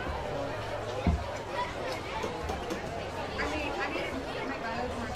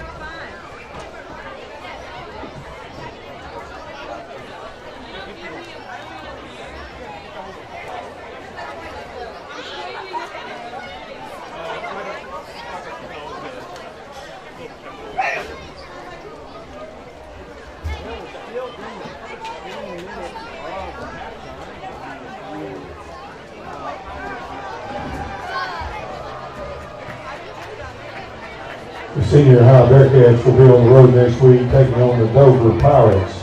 The junior high and 7th grade Bearcats will be at home on Thursday. I'd like to remind everyone at the conclusion of tonight's game, fans are asked to wait at the gate prior to entering the field until released by Mena Public School Administrator. Bearcat football program would like to thank Smith Pallet for providing the side-by-side for use this season. Also, we'd like to recognize our game sponsor for the evening, Matt Thomas, State Farm Insurance. Stop by and see Matt for surprisingly great rates for all your insurance needs. Students, there are 2 fifth quarters tonight. Immediately following the game, Susie Q's will be open until 11 for the 5th quarter. And also, Christ Community Fellowship will host a 5th quarter. There'll be food, drink, and games. All students are welcome at each place.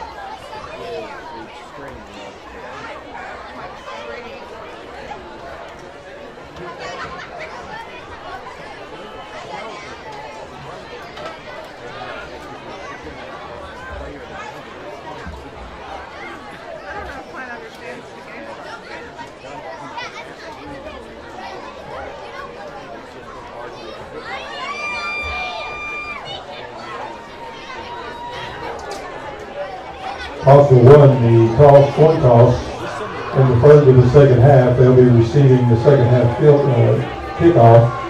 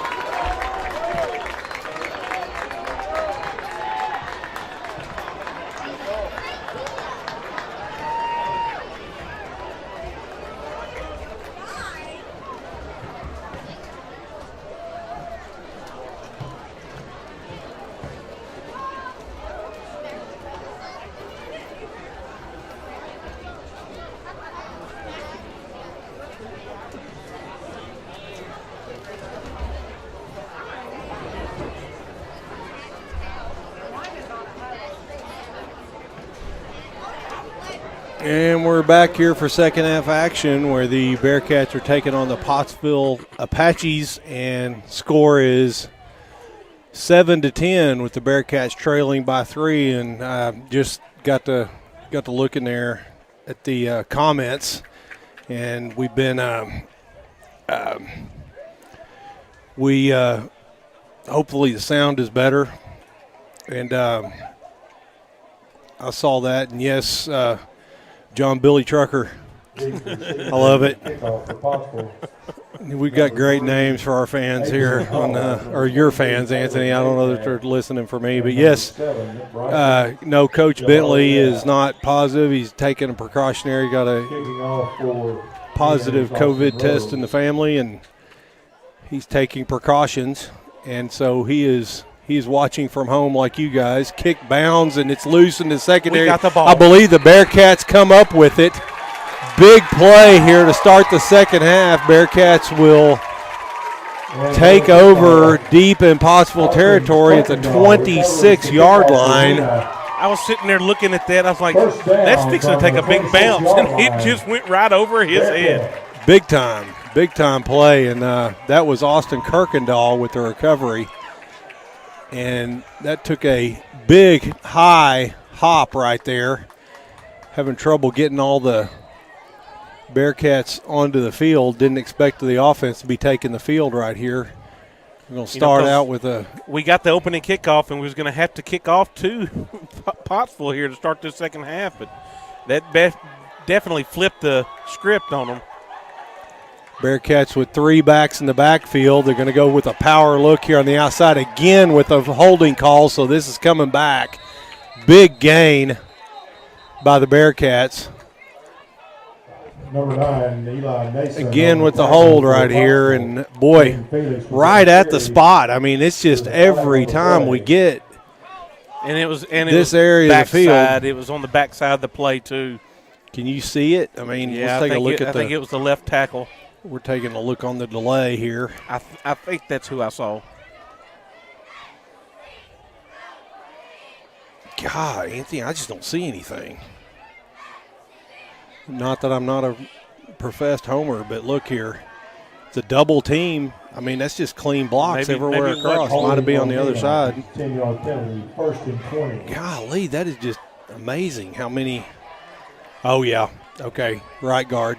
Right guard. Okay. Yep. Sorry. So 1st and 20, Bearcats still in good territory here. Pottsville showing blitz, and then they back out of it. 2 pulling linemen, they just plow straight ahead. Going to be a nice game. Going to get a lot of that back. Bring up second, about 13, maybe 14. Number 11, Landon Mahan on hitting the on the spot there, but that was a gain of 6. I believe it's that Berger carrying the ball right there. I think it was. 14 for the Bearcats. Berger or Davis, one of the two. 2nd and 13, 14 about. Quick throw out to the outside. Miscommunication right there between Brown and Austin. Austin thought he was going to be coming in a little bit, and Blake just kind of straightened it out and went on the backside. Just weren't on the same page on that quarterback receiver page book. 3rd down now, 3rd and 14. Ball's on the 30-yard line.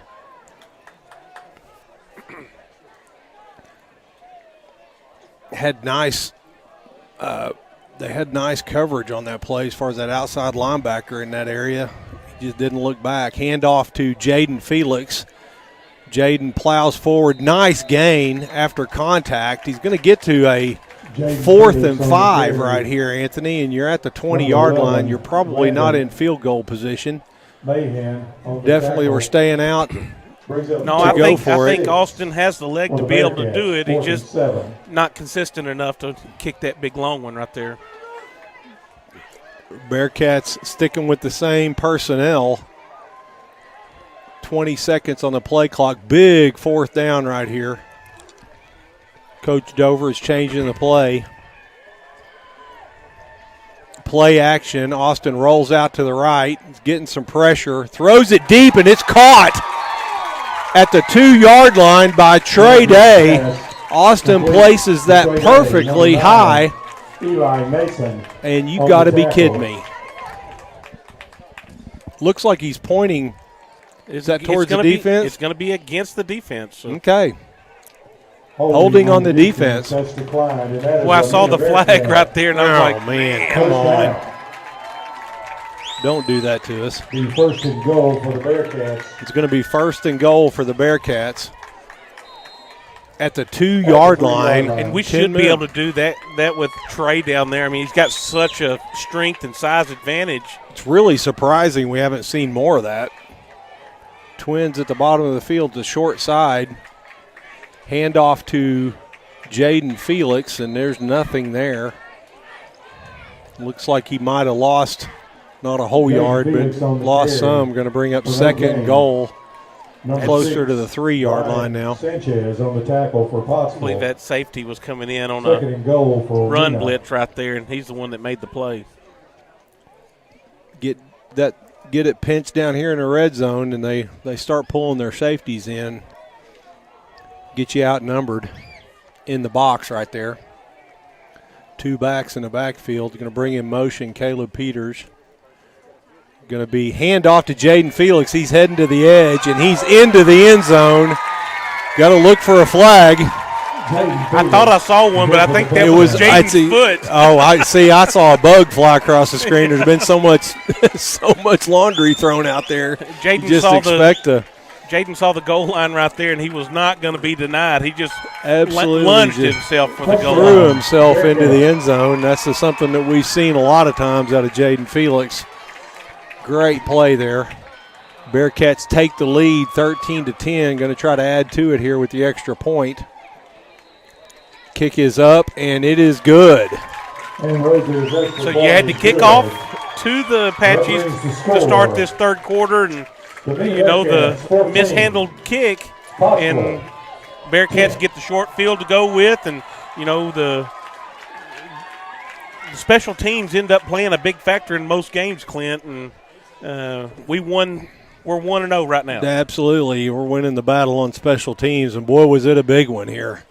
Pottsville going into halftime with the lead, and then they expect to get the ball here to start the second half.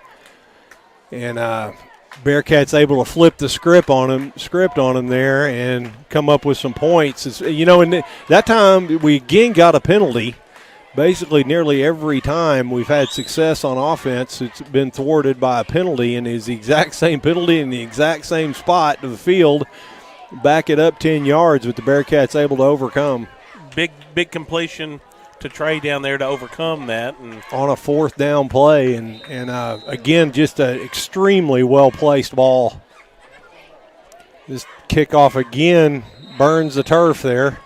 This time it just stayed right there, kind of hovered off on the ground, didn't it? It kind of helicoptered on the ground and didn't get that end over end where it got the big kick. So it looked like it was about to hop itself. I think the up back there was thinking it might too. He was nervous. Pottsville will take over on their own 36. 9:39 left here in the third quarter. Bearcats now with the lead, 14-10. First lead of the night, Clint. Very active offensively throughout the night, and just has not been able to convert other than that one possession. The fullback dive, and they're able to generate 3 yards on it. Boy, had him 3 yards. Had him right at the line of scrimmage. He was just able to push through to pick up almost 4 yards, 3 yards there. Kind of right on their schedule, what they want to do. Yang and really both tackles are able to get some push on that, and right at the line of scrimmage, and fullback just splitting them there a lot of times. This time it's a quarterback, comes in right behind, but we have some laundry on the field pre-snap. That should be a false start on the offense. Carry for Pottsville.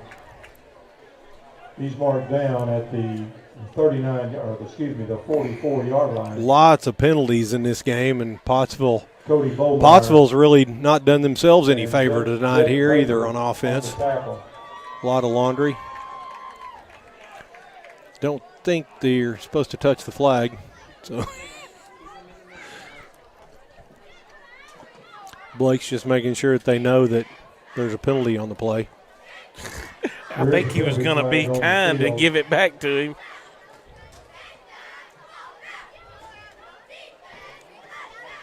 A lot of discussion here. Do you think it might got to be a hold? They're looking for the spot. Ooh, illegal block. Chop. It's a 15-yarder, isn't it? Yeah, that is a 15-yarder. Largest penalty of the night. That is definitely not what Pottsville cooked up. Yep.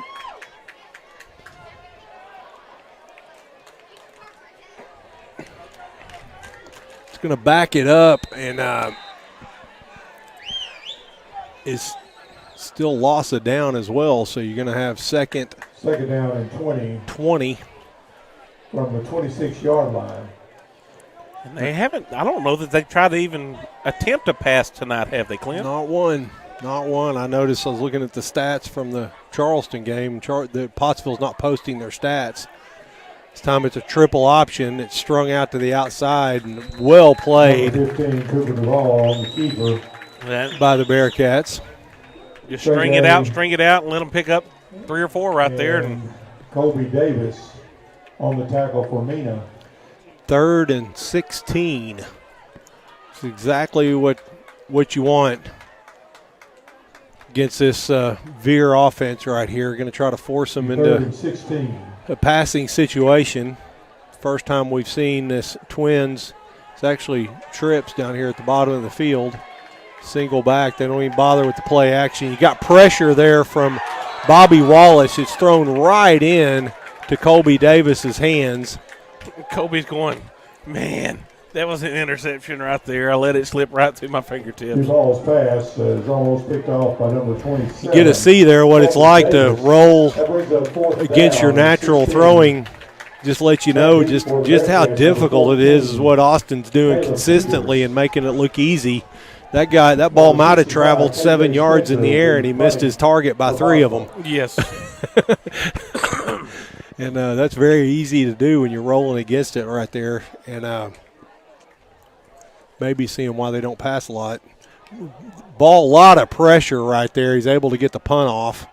And that is, wow, right there on the return man, Caleb Peters. And, boy, that was almost kick catch interference. I guess Coach told him to go see what the film is shooting. No kidding. He could tell. Like to thank another one of our sponsors. I'd like to thank Gentry Chevrolet. Gentry Chevrolet located in DeQueen. Go see them for all of your Chevrolet needs. Proud supporters of the Bearcats, hoping for a safe and winning season. Also offer delivery to their Polk County customers. 2 backs in the backfield. This time they hand off to Jaden Felix. Jaden Felix peels that to the left, and you got to wonder if that's the intended spot. Ran it. Jared Berger, okay. A little quicker. He's a little quicker than Felix. Good looking carry. I believe his father was a legendary running back for the Bearcats.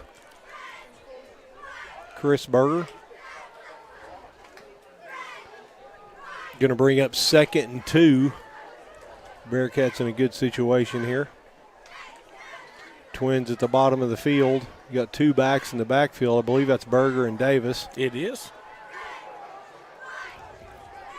This time it's a quarterback power right there. Nothing at the spot at the attack point.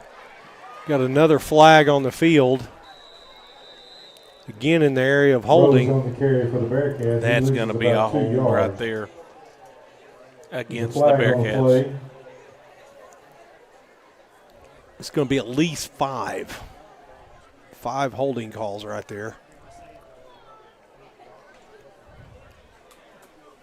I didn't see there even on the delay. They're walking it back. Holdings on Mena again.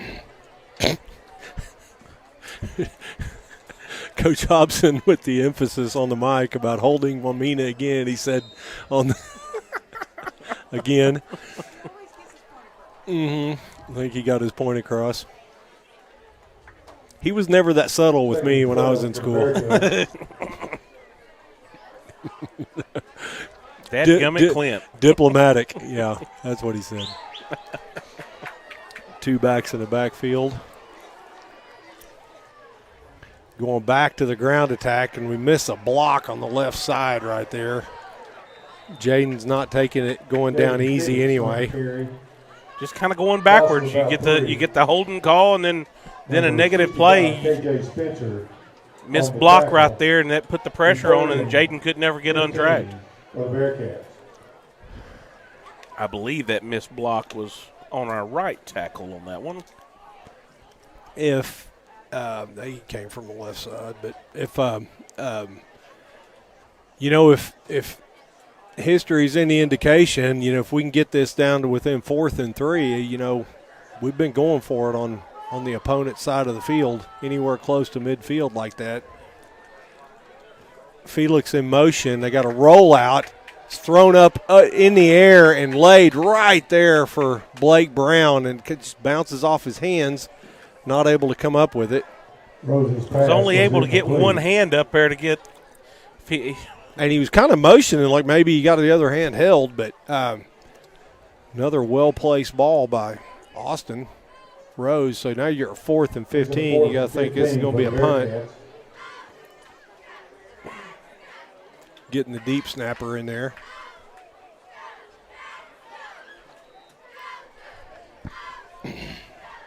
See if Austin gets another one of these great punts out. Snaps back. Great snap by Jet Baber. This one's come down and it's returnable. Boy, they're going to throw a flag on that. And I was going to say, that's kind of ticky-tacky. It's going to be in our favor. But he just kind of rolled on him there. It's kind of on to the side, but this is going to be in the Bearcats' favor. Just a lot of penalties here tonight. There is a flag on the play. Blocking the back on Pottsville.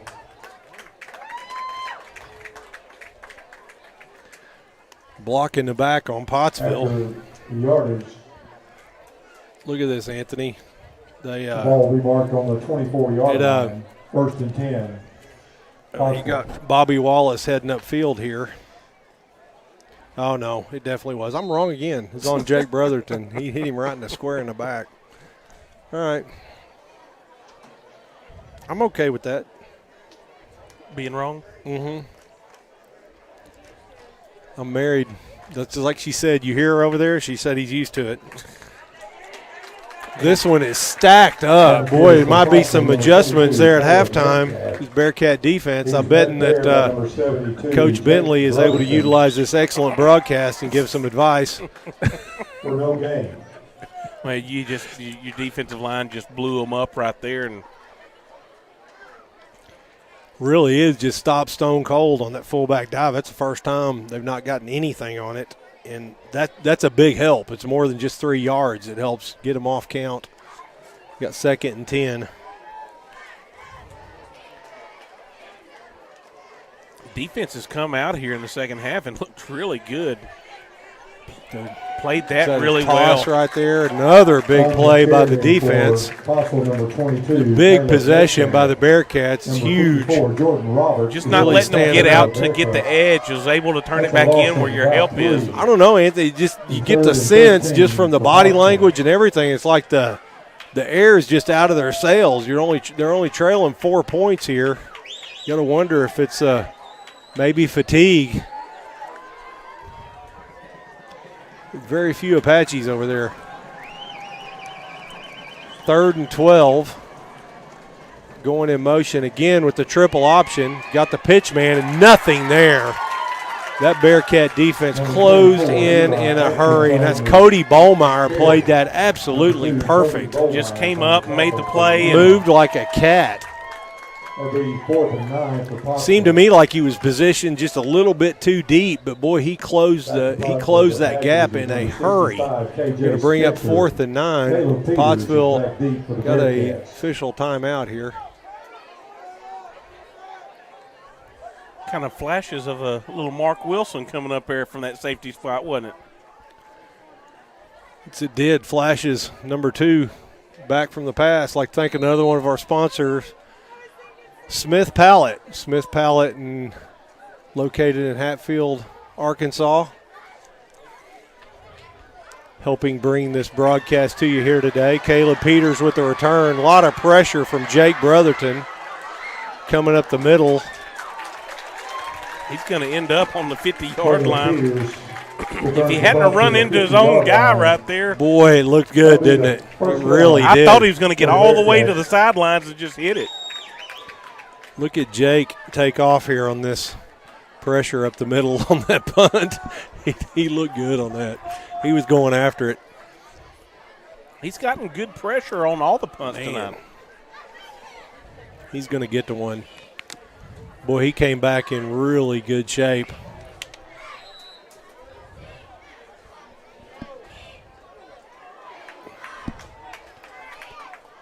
Three backs in the backfield here. In motion is Berger. They're going to the cheetah package, and it's Austin Rose falling forward there. And that's another flag. It's going to be a block in the back on trade day right there. Boy, that's something he's done really good at avoiding. Rose keeps, he gets about 6. There's flags on the play. Give them a little taste of their own misdirection on that. Yeah. Boy, that was definitely a block in the back, too. Block in the back on the Bearcats. 9 o'clock, and it's still 3 minutes left in the third quarter. I think approximately our crack stat department says there's been 72 flags thrown in this game, Anthony. Our crack stat department. Remains first. That's an approximation, they're telling me now. That's not exact. Talissa and Katie? Yeah. 72 or 73. Austin Rose indicates pass early, and then he's kind of pulls it down. Rose's pass is didn't like the initial call there, and he pulls it down, tries to get rid of it later. And he just got a hand up on it. Yeah. Empty backfield look right there. It looked like they were trying to go early to a screen. It just wasn't there.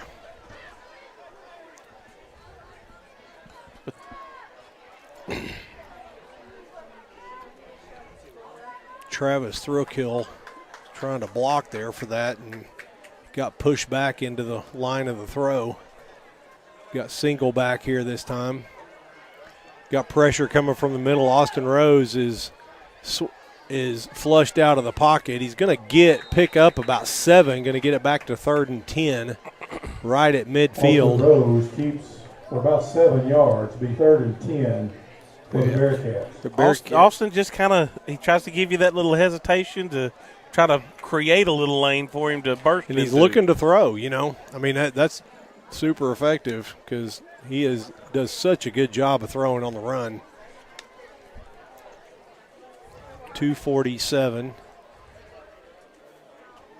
left to go in the third quarter. Bearcats still with the lead. 14-10. 3rd and 11, dropping back. He's got a man over the middle, and he's got enough for the first down and more. He's still on his feet, cross midfield. Going to be run out of bounds at about the 28-yard line. Big 3rd down completion there for the Bearcats, and they're getting back into the holding zone, red zone. And he just let Caleb work across the field right here. I mean, that was completed about a yard across the line of scrimmage, and he picked up big yards on that. I think they ought to just throw a holding penalty right here so we don't waste our time and energy. They can go ahead and get it out of the way. That looks like the chain gang's got it. They finally got it swapped to first down. Going to the ground right here. Jaden tries to make a move to the outside and is blocked. Is forced to head down the middle and still gains. Number 24. That one looked a little janky right there, but we still gain about 5 on the play. Nice gain. 2nd and 6. Because they had that stopped. You got to wonder if he'd have just stuck to the initial hole there and just headed forward. because even with that delay, he's still able to gain 5 yards. 2-back set. Single receiver at the top is Blake Brown.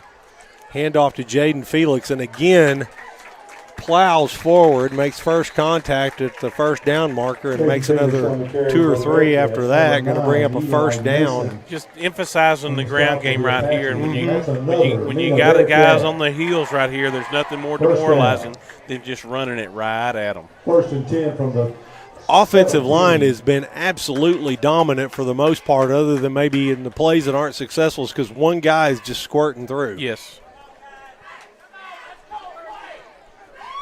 14 seconds left on the play clock. They're getting a little deep in the play clock right here. Don't have time to change it. You got 2 backs in the backfield. Handoff again. This time it's to Berger, and Berger has that burst of speed. He squirts through to the outside. Touchdown, Bearcats. And Jared Berger showed some speed and agility right there. He looked really good. Followed the blocking that was set up pretty good, and then when he saw the hole, he put the speed on. He looked really good on that play. Really good. He extends the lead to 20-10, pending the extra point right here. Again, well blocked. You know, and they're going against, just consistently running on the opposite side of where on the weak side of the formation, away from the fullback. Rhodes' extra point is good.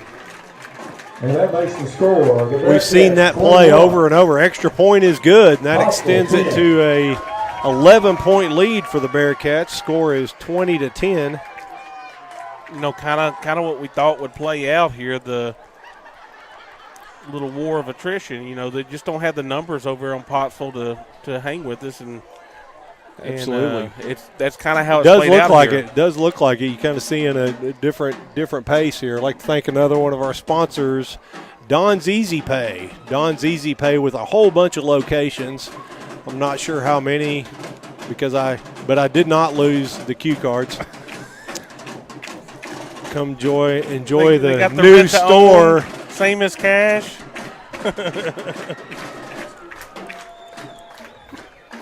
Service their own appliances. Service all their appliances. Really good guys. It says right here on the cue card. Also like to thank Arvest Management. The locations are in DeQueen, Mena, Waldron, Idabel, Broken Bow, and Poto. Just like it says there on the cue card. Like to thank Arvest Wealth Management. Christopher Thrillkill. Go see him for your IRAs. 401ks. FBI. Kickoff return. Got some space here. Pottsville is loose into the second level. Well, you kind of saw that open up. The 2 outside guys just kind of flew past him. Absolutely. We haven't had the chance tonight to throw up the Travis Thrillkill Arvest Wealth Management first down. He's been doing his job blocking tonight. He had a chance to catch one. We can't. We're going to have to give him some trouble on that. He's had extremely sure hands this year. Travis has really had a good senior season here so far. I bet we get to do the Arvest cha-ching. That's not a good sight, seeing the trainers come out and have to work on AR-15 back there. Oh, that is not good. It's about 3. We number 54, Jordan Roberts, on the stop. Also like to thank our friends at Sterling Motors. Sterling Motors, business for over 50 years and many more years to come, with a lot of big things happening. About to be a big addition there at Sterling, where they're starting their really revolutionary generator project in conjunction with Microsoft investors Edigen and Mainspring. Tell you what, we're trying to strip the football here instead of just going ahead and make the tackle. Tom, it would have been nice to wrap him up. They had contact there early, and he plows forward for the first down. You had a good first down play, keeping him to 2nd and 7. This is really Pottsville's best starting field position. That's the end of the third And we're going to try to capitalize it. They're down at the 22-yard line. We're going to flip to the south side of the field here, deep in Mena territory. Bearcats holding on to an 11-point lead, but starting here in this fourth quarter, Pottsville is striking back. Outside of the two scoring drives, it's definitely the best starting field position they have. By far. Like to thank a sponsor again, Mena Insurance. Go see the folks at Mena Insurance for your auto, home, life, health, business, jewelry. He's even insured a show goat before. Some of them show goats can be pretty dang expensive. That's what I heard. We got into that discussion last year, didn't we? We got into a show goat controversy because I said something derogatory. So I'd like to apologize for that again. 17-yard line, first. So I'd like to thank State Representative John Maddox, representing Polk, Scott, Montgomery County, doing a great job for us in Little Rock. It's a very tough job. They got to. It looks like coming back out for the next offensive series, you're going to have your junior Gabe Cochran come out. They got him warming up on the sidelines. That is not a good sign. Not a good sign. So they're massaging, looking at Austin Rose's leg there. Option look right there. They hand off to the fullback, and they've definitely, that last possession, the Bearcat defense had really done a great job. They just stopped them cold. And Pottsville, with this good field position, has really got gave them new life, didn't it? New lease on life here. Gave them a little confidence, and that's something that you don't want to give them is confidence. Bearcats have been pooch kicking it, and then decided to go deep that one time, and they're not able to cover it. Option look again, back to the fullback. Making contact early, but he's plowing forward. Well, you definitely just sense a different pace and got a little downhill lean with their run right now and falling forward for positive yards instead of getting hit and going backwards. So 1st and goal right here, and this is a very good goal line offense. It's kind of tailor-made for packing it in, being able to find a crease. Back to the fullback, and this time it's stacked up. I believe that time they might have sent Davis after that. Gain of 1. Yeah, they ran right at. They just got Jake in there on the defensive line, Jake Brotherton, and they tried to run it right at him and Jordan Roberts, and they weren't having anything to do with that. Not going to make a living running at Jake. Linebackers are right at the line of scrimmage, coming right at it. This time the quarterback keeps it, heads to the outside, and they're saying he definitely did get in. It's going to be touchdown Apaches, and quarterback Cooper Duvall makes it in.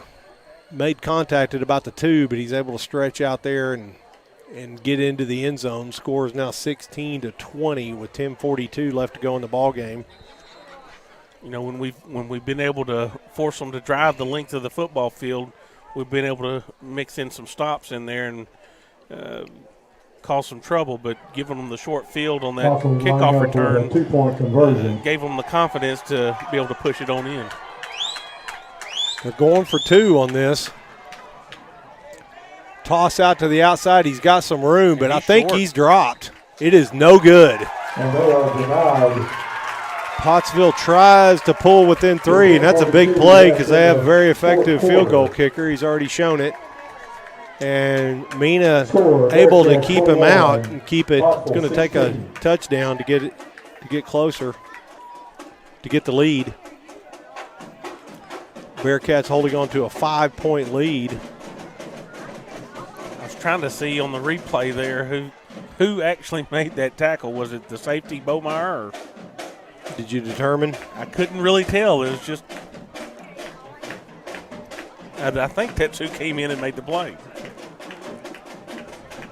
It's good to know we have the one and only Sandra Klein watching.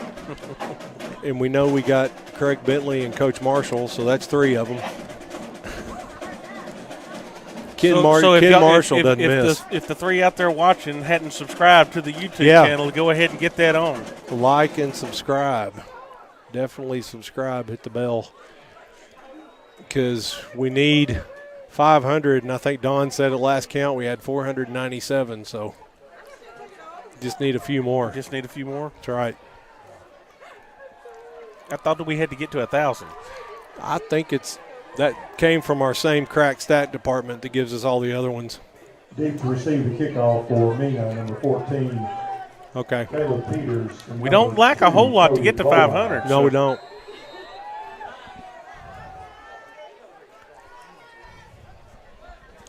Kickoff pending here with 10:42 left to go in the ball game. Kickoff's going to hit the ground, take a manageable bounce. Caleb Peters going to try to bounce it out to the near side of the field. Not much there. Peters returns the kickoff. Caleb's run out of bounds at the 27-yard line. 26-yard line.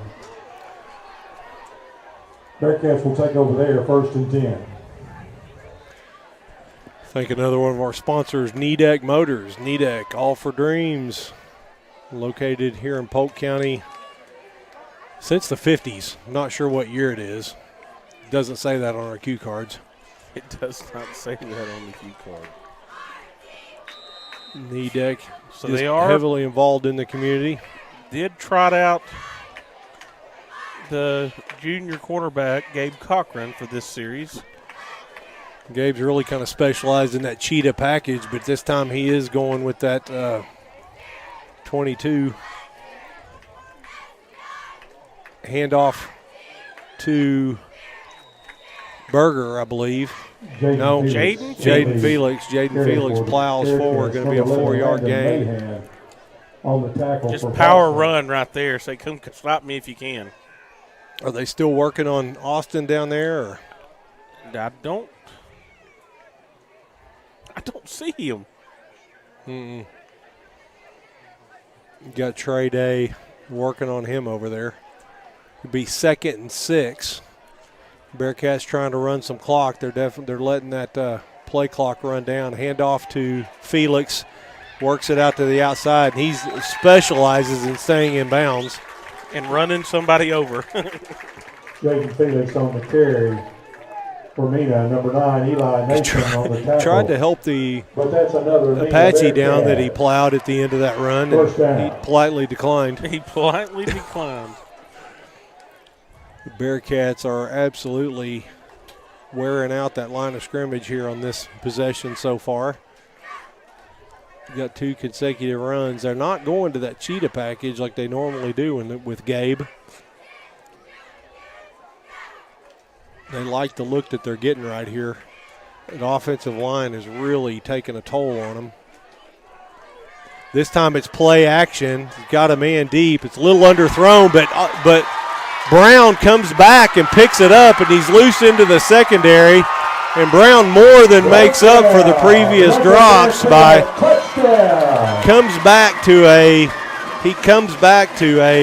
underthrown ball and just absolutely does a great job of finding that one. Makes 2 guys miss, weaving in and out, and in for the touchdown. Brought the speed with him right there. Gabe Corcoran with his. That was actually Austin in on that. That was Austin. Yes. Okay, great job again by, Austin got the throw off, and that time that one was honestly one of his worst thrown balls. And that's not a cut because that was very decently. Throws it up there. You got man-to-man coverage. You just want to give the guy a chance to make a play on the ball. They do a great job right there.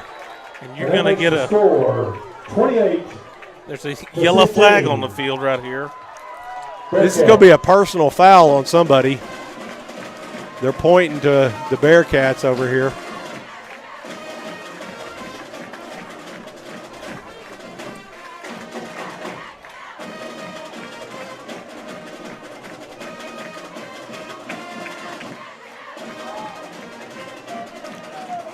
Very unfortunate right here. This is going to be tacked on the kickoff, I believe. Going to back us up. Personal foul on the Bearcats. Looks like Coach Dover's getting on to Berger, so it must have been on him.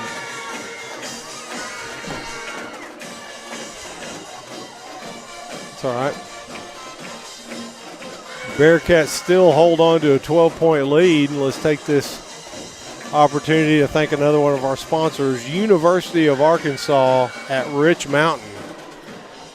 Great things going on at University of Rich Mountain. Went out and toured their facilities today, Anthony, and what an impressive baseball, softball facility you out got there. to go out It is there? absolutely It is amazing. nice. We were out there in it and did a little practicing in it this summer, and of course they weren't quite done with it. Did they finish with everything now? I don't know. No, they're not. They're not finished. I mean, it's something that it's still a work in progress. But they've got the field and the groundwork finished, and the infield's just immaculate, and the grass is. I'm just going to say, haven't been to a lot of JUCO baseball fields, but that's got to rank right up there at the top. It's going to be as nice a field as you're ever going to play on.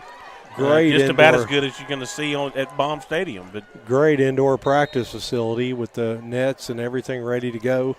They're still working on the and that's despite classroom having and to office. overcome their president. Absolutely. You know, there's got to be somebody's doing a good job out there. High kick, and they come down with it. The Bearcats opt to not let not give them an opportunity for the return. And Pottsville, with the 15-yard penalty, is going to come away with great field position. Yeah. Good news is you did see Austin Rose come back out there for the touchdown pass. Have to trying to get those passing stats padded a little bit. Absolutely. Did more than that. Yeah. Coming down with the touchdown. Great job on that possession again.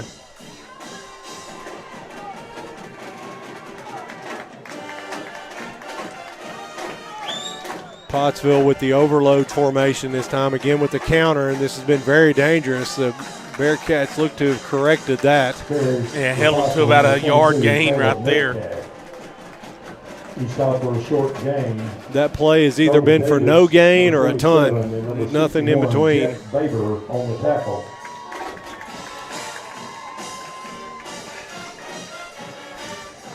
To bring up 2nd and 9. The clock is running, 8:40 left to go in the ball game.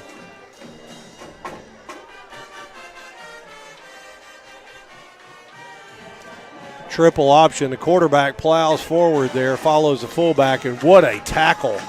Great Who tackle. gets up? That's Cody Bolmeyer with the tackle, and he absolutely just stopped him. It looked like that was going to be for a lot more. He got a favorable spot, too. I thought first contact came about a yard deeper than that, and he just stopped him stone cold. It's because he fell backwards after the tackle, but Yeah. you know that forward momentum did get him out there close to that. Forward momentum or forward? Forward. I thought you were giving a plug Forward, for too. one of our sponsors, yeah. Forward momentum's more powerful. Boy, again, they stopped the forward momentum. Stopped instantly right That there. was, So that was stopped by a stopper in Logan Yang right that's there. right. Mack truck momentum right there. 4th and 3 for Pottsville. Logan Yang He's comes not up going with to a want to run tackle. into him anymore. Let's go, Bearcat fans. Not a good plan. Big 4th down play right here with 7 minutes left. This is not a high-octane, score-quick offense, so the clock is ticking. You're at 2 scores here.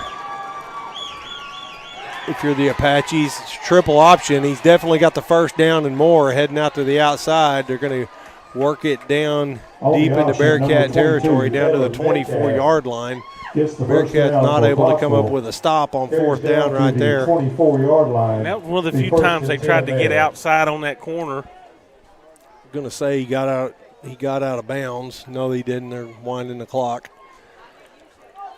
And the clock is a factor, you know, because it takes them a while to move this offense. So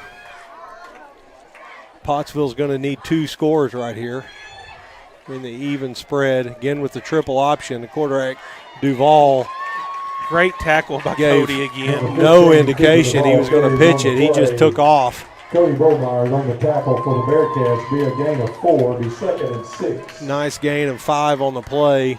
Let's call it 4. Going to be 2nd and 6. Cody's kind of stepping up here tonight. He really is. Going to be one of his best games coming up and filling that spot from that safety spot. And he's not just making a tackle. I mean, he's stopping them cold. Triple option this time. They give it to the fullback, and he's big game this time. First down. They're in the red zone. You'll get about 6 yards. Down to the Mena 11-yard line. Down to the 11-yard line. Got room for another On the first tackle down. for Mena, number 27, First and 10 at the Kobe 12. Davis. Got 6 minutes left to go. The first down for Pottsville.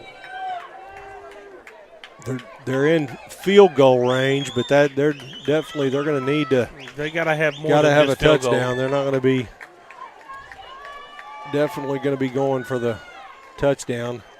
Got it overloaded again. Hand off to the fullback, and it's straight into the end zone. This time he makes contact in the secondary, hard contact. Number 11, Landon Mayhem. I'm going to say we misstepped somewhere because he had a lane to run right through right here. That's amazing because the line of scrimmage, they're not getting a push. You know, obviously they're going for a crease. They're not looking for a push. It was a great block coming up on the linebacker right there, which sealed that off.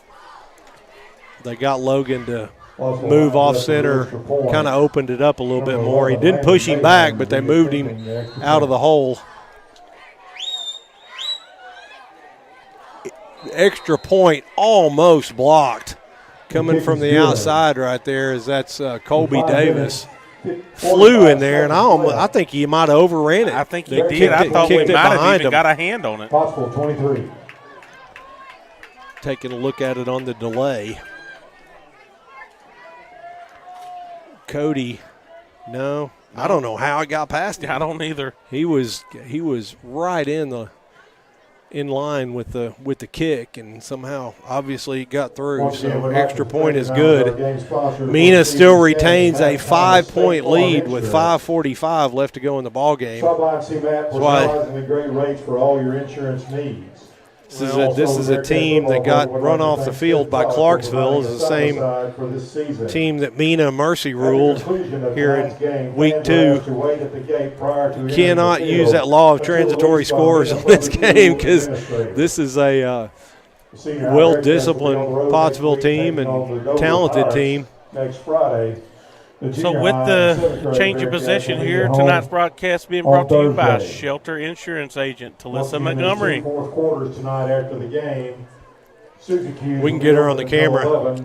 We can get her on the camera. And also Cross Community Fellowship will offer. She is working hard for you. Talissa working hard for the money up here tonight. That's right. All That's right. students are welcome to both fifth quarters. No, we didn't get it. Okay, here we go. There you go, Talissa. She dressed up in her favorite headphones tonight.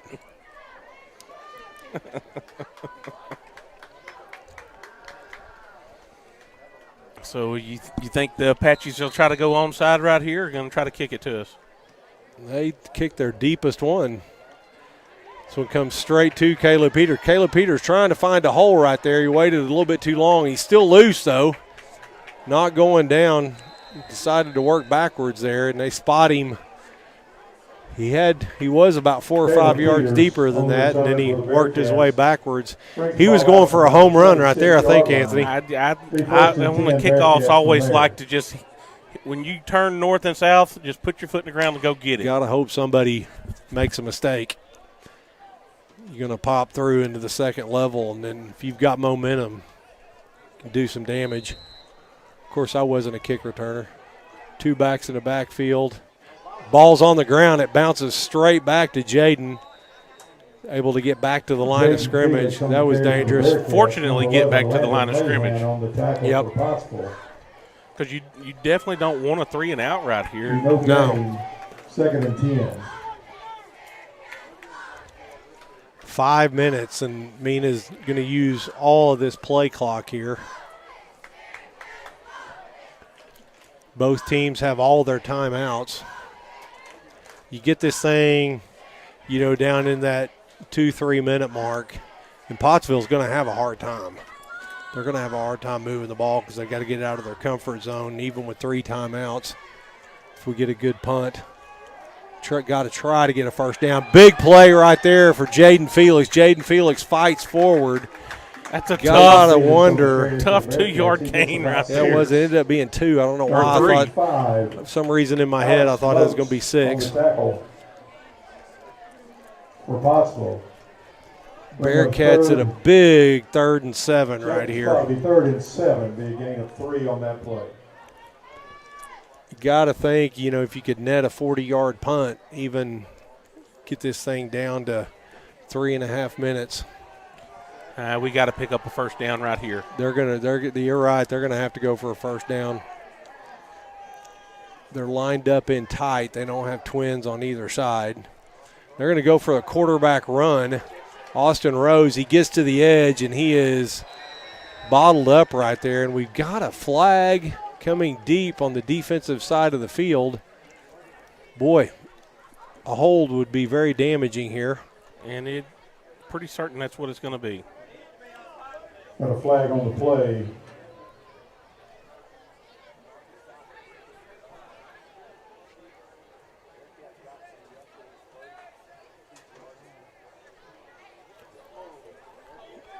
They're going to decline. Holding. They're going to decline the penalty. Brings up 4th down. They don't want to give up because you give the opportunity because they'd wind the clock, so they'll wind Brings it up here. 4th and 5 for the Bearcats. Get it down to 3:30 before the punt gets off. Offsides, and that is going to be close to the first down, Anthony. This is huge. It's going to come down to inches right here. I don't know. Is it optimism on my part to think that's going to be a first down? They're calling it a first down. Wow. That was a 5-yard penalty. That is huge. Mena Bearcats. First down. I mean, he definitely jumped off sides, but that's a huge first down. Bearcats will keep it on the ground here, and best that Pottsville can really hope for is getting the ball back with less than a minute. Now they're rethinking. They should have probably pushed us back those 10 yards. Big mistake by the Pottsville Apaches. Handing it off to Jaden Felix. Jaden, hang on to that ball. Big gain. Jaden Felix on the carry. Another first down. You're at 1st and 5, and another first down, and this thing's all but over. Well, we left that defensive end on the backside unblocked, and came all the way around. I kept thinking he's fixing to get there, and Jaden just had a half a step on him the whole time. Jaden was kind of jogging there, not jogging, but he was biding his time, and then just stayed a little bit ahead of him, didn't he? We'll watch that, Anthony. You're worried about him not seeing him coming from behind and knocking the ball free. 2nd and 5. 2:30 left to go in the ball game. Bearcats leading by 5. Misdirection, plowing straight forward. Jaden Felix, and you're 2 yards away from really calling this a ball game. Jaden Felix on the carry. Timeout. That's right. They got the 3 timeouts. So much for that. 2:27 to go. Crack stat department. So that changes the equation. I'm not smart enough to calculate it with the timeout. So Pottsville would get the ball back with, really you're still 3. You're first down away here from really cutting down the chances for all your insurance needs. We'd like to ask the fans that tonight's game is being brought to you in part by Baywash Car Wash. They take pride in your ride. Got to get the U-Locket storage in there also. Can store your ride. Store your ride, clean it up. Knock the dust off of it. You can't keep your show goats in there. That's against the rules. Also like to thank Mena Ford. Mena Ford, located on Highway 71 North in Mena. You see the part of the crack sales department at Mena Ford. That's right, the Ocho right behind him. And you can go see the man, the legend himself, The same place that Sandra Klein buys her cars. Mena Ford. Mena. 2 backs in the backfield. Got Berger lined up next to Austin. I believe the fullback is Colby Davis. They're letting that play clock run down. Austin Rose picking his spots, and it's a first down. First down, Bearcats. On the carry. Yeah, that should be Looks like a the gain of about Timeout 4. by Pottsville. The spot is the 48-yard line, and it is another. Pottsville can only hope to get the ball back First with down. less than a minute. Still got 1 timeout left. I'd like to thank our sponsor, Union Bank in Mena. Hometown banking at its best. Your only locally owned bank. Investing in the community in more ways than one, I tell you. Big presence at the FFA functions. Handoff straight forward, and Bearcats gashing this Pottsville defense. Number 33. May not be able to get the ball Once again back on at the all. carry. Pottsville's going to use their last timeout. Number 11, Landon Mahan on the tackle for the Apaches. now you That's a gain of with that 5. with that timeout, Second and 5, and there's you a pick up this timeout. first down right here, and you can just Pottsville. pretty much run the clock on out. Once again, students, there's 2. Thank another one of our sponsors, Gentry Chevrolet. Gentry hoping for a safe and successful Bearcat season. Go see them in D Queen for all of your Chevrolet needs. A complete Chevrolet lineup of cars and trucks. Offering free delivery for their Polk County customers. I'd like to thank Gentry Chevrolet for coming on board the broadcast. Minute 45 here away.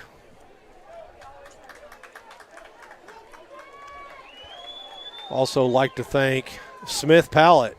A lot of pressure. Anthony has promised to double their pallet sales. I thought Brian said we did it. Yeah, he did. He did. But you got to do it again, see?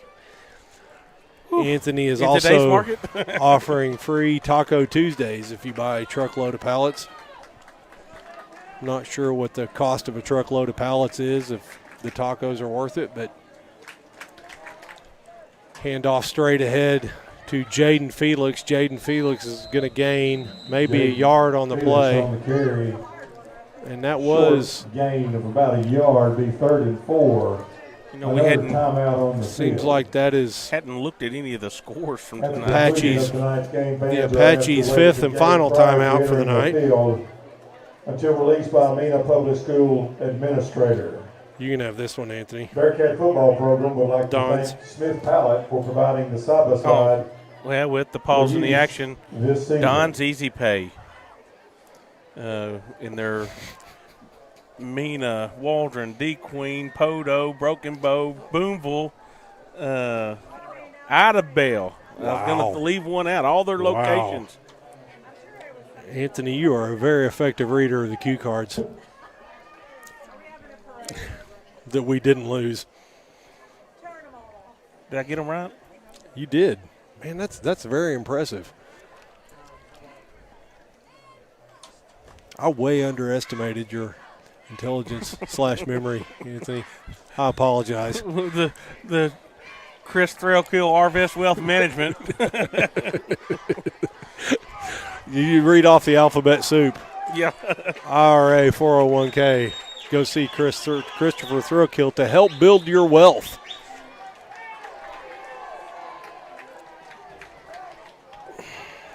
Christopher Thrillkill, who hands out the full-size candy bars on Halloween. Austin Rose plows forward for the first down, and Pottsville, with no timeouts, is not going to even get the ball back now. That's another. That's going to put the nail in the coffin on that. First down.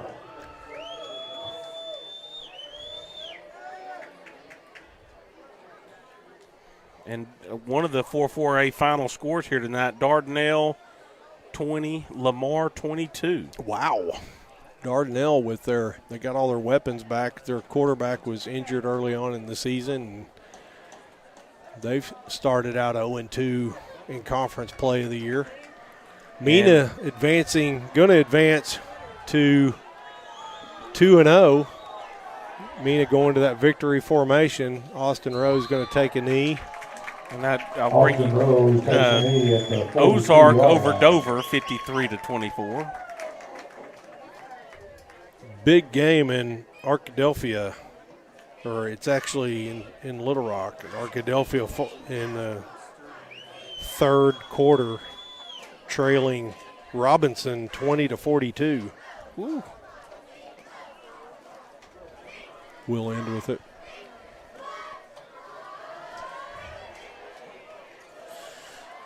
Letting that clock tick. Best formation in football right here.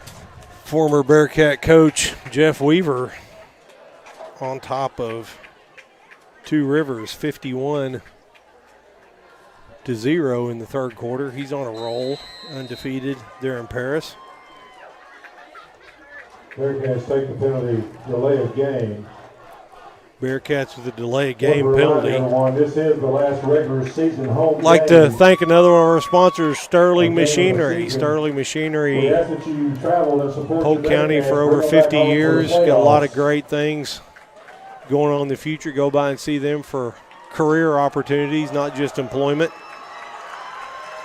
And that's the ball game. Thank them for helping bring this Bearcat broadcast to you here tonight. And Pottsville, Bearcats 23. are celebrating a big conference win, a hard-fought battle with the Pottsville Apaches. It really just an excellent game by Austin Rose again. And Hope for next week's game that he's not too banged up, because Yep. he is kind of limping around there a little bit tonight. So gotta we'll hope he's okay. get a little ice bath and Bearcats on the road for their final stretch of the season. They got 4 consecutive road games. Join us here on the Bearcat Foundation broadcast if you can't make the trip only. If not, you can join us on this broadcast. Bearcats will be taking on Dover. You can go head up. Where is Dover? Golly. just kind of north of Russellville, just North across the Russellville, interstate right that's there. right. That's right. We've been to Dover, haven't we? Yes, we have. Yeah, we've been everywhere. How dare I even think otherwise? So the Bearcats will take on Dover.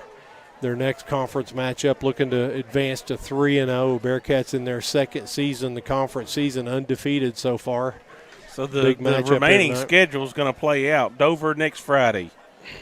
Ozark on the 15th. Dardanelle on the 22nd. Mm-hmm. And then we'll end at Lamar, which looks to be kind of a showdown. Yes, it does. Yes, it does. Big matchup, of course, with Ozark. It seems like the 4-4A conference championship normally runs through Ozark. And I'm going to be missing you on the Ozark broadcast. Biggest game of the year, because Mary scheduled a wedding on that weekend. Oh, did she really? Yes, she did, yes. Yep. Be you three. You're gonna have to run the broadcast, Anthony. So we can't delay it any longer. We got to start packing up, Anthony. That So should everybody's be waiting on us. scary. Yeah, it is. Just hit buttons. That'll work. So I'd like to thank everybody for joining. If you can, click like and subscribe. It can really help the broadcast. If we can cross that 500 threshold, we're at 497. So with that, we'll see you next week.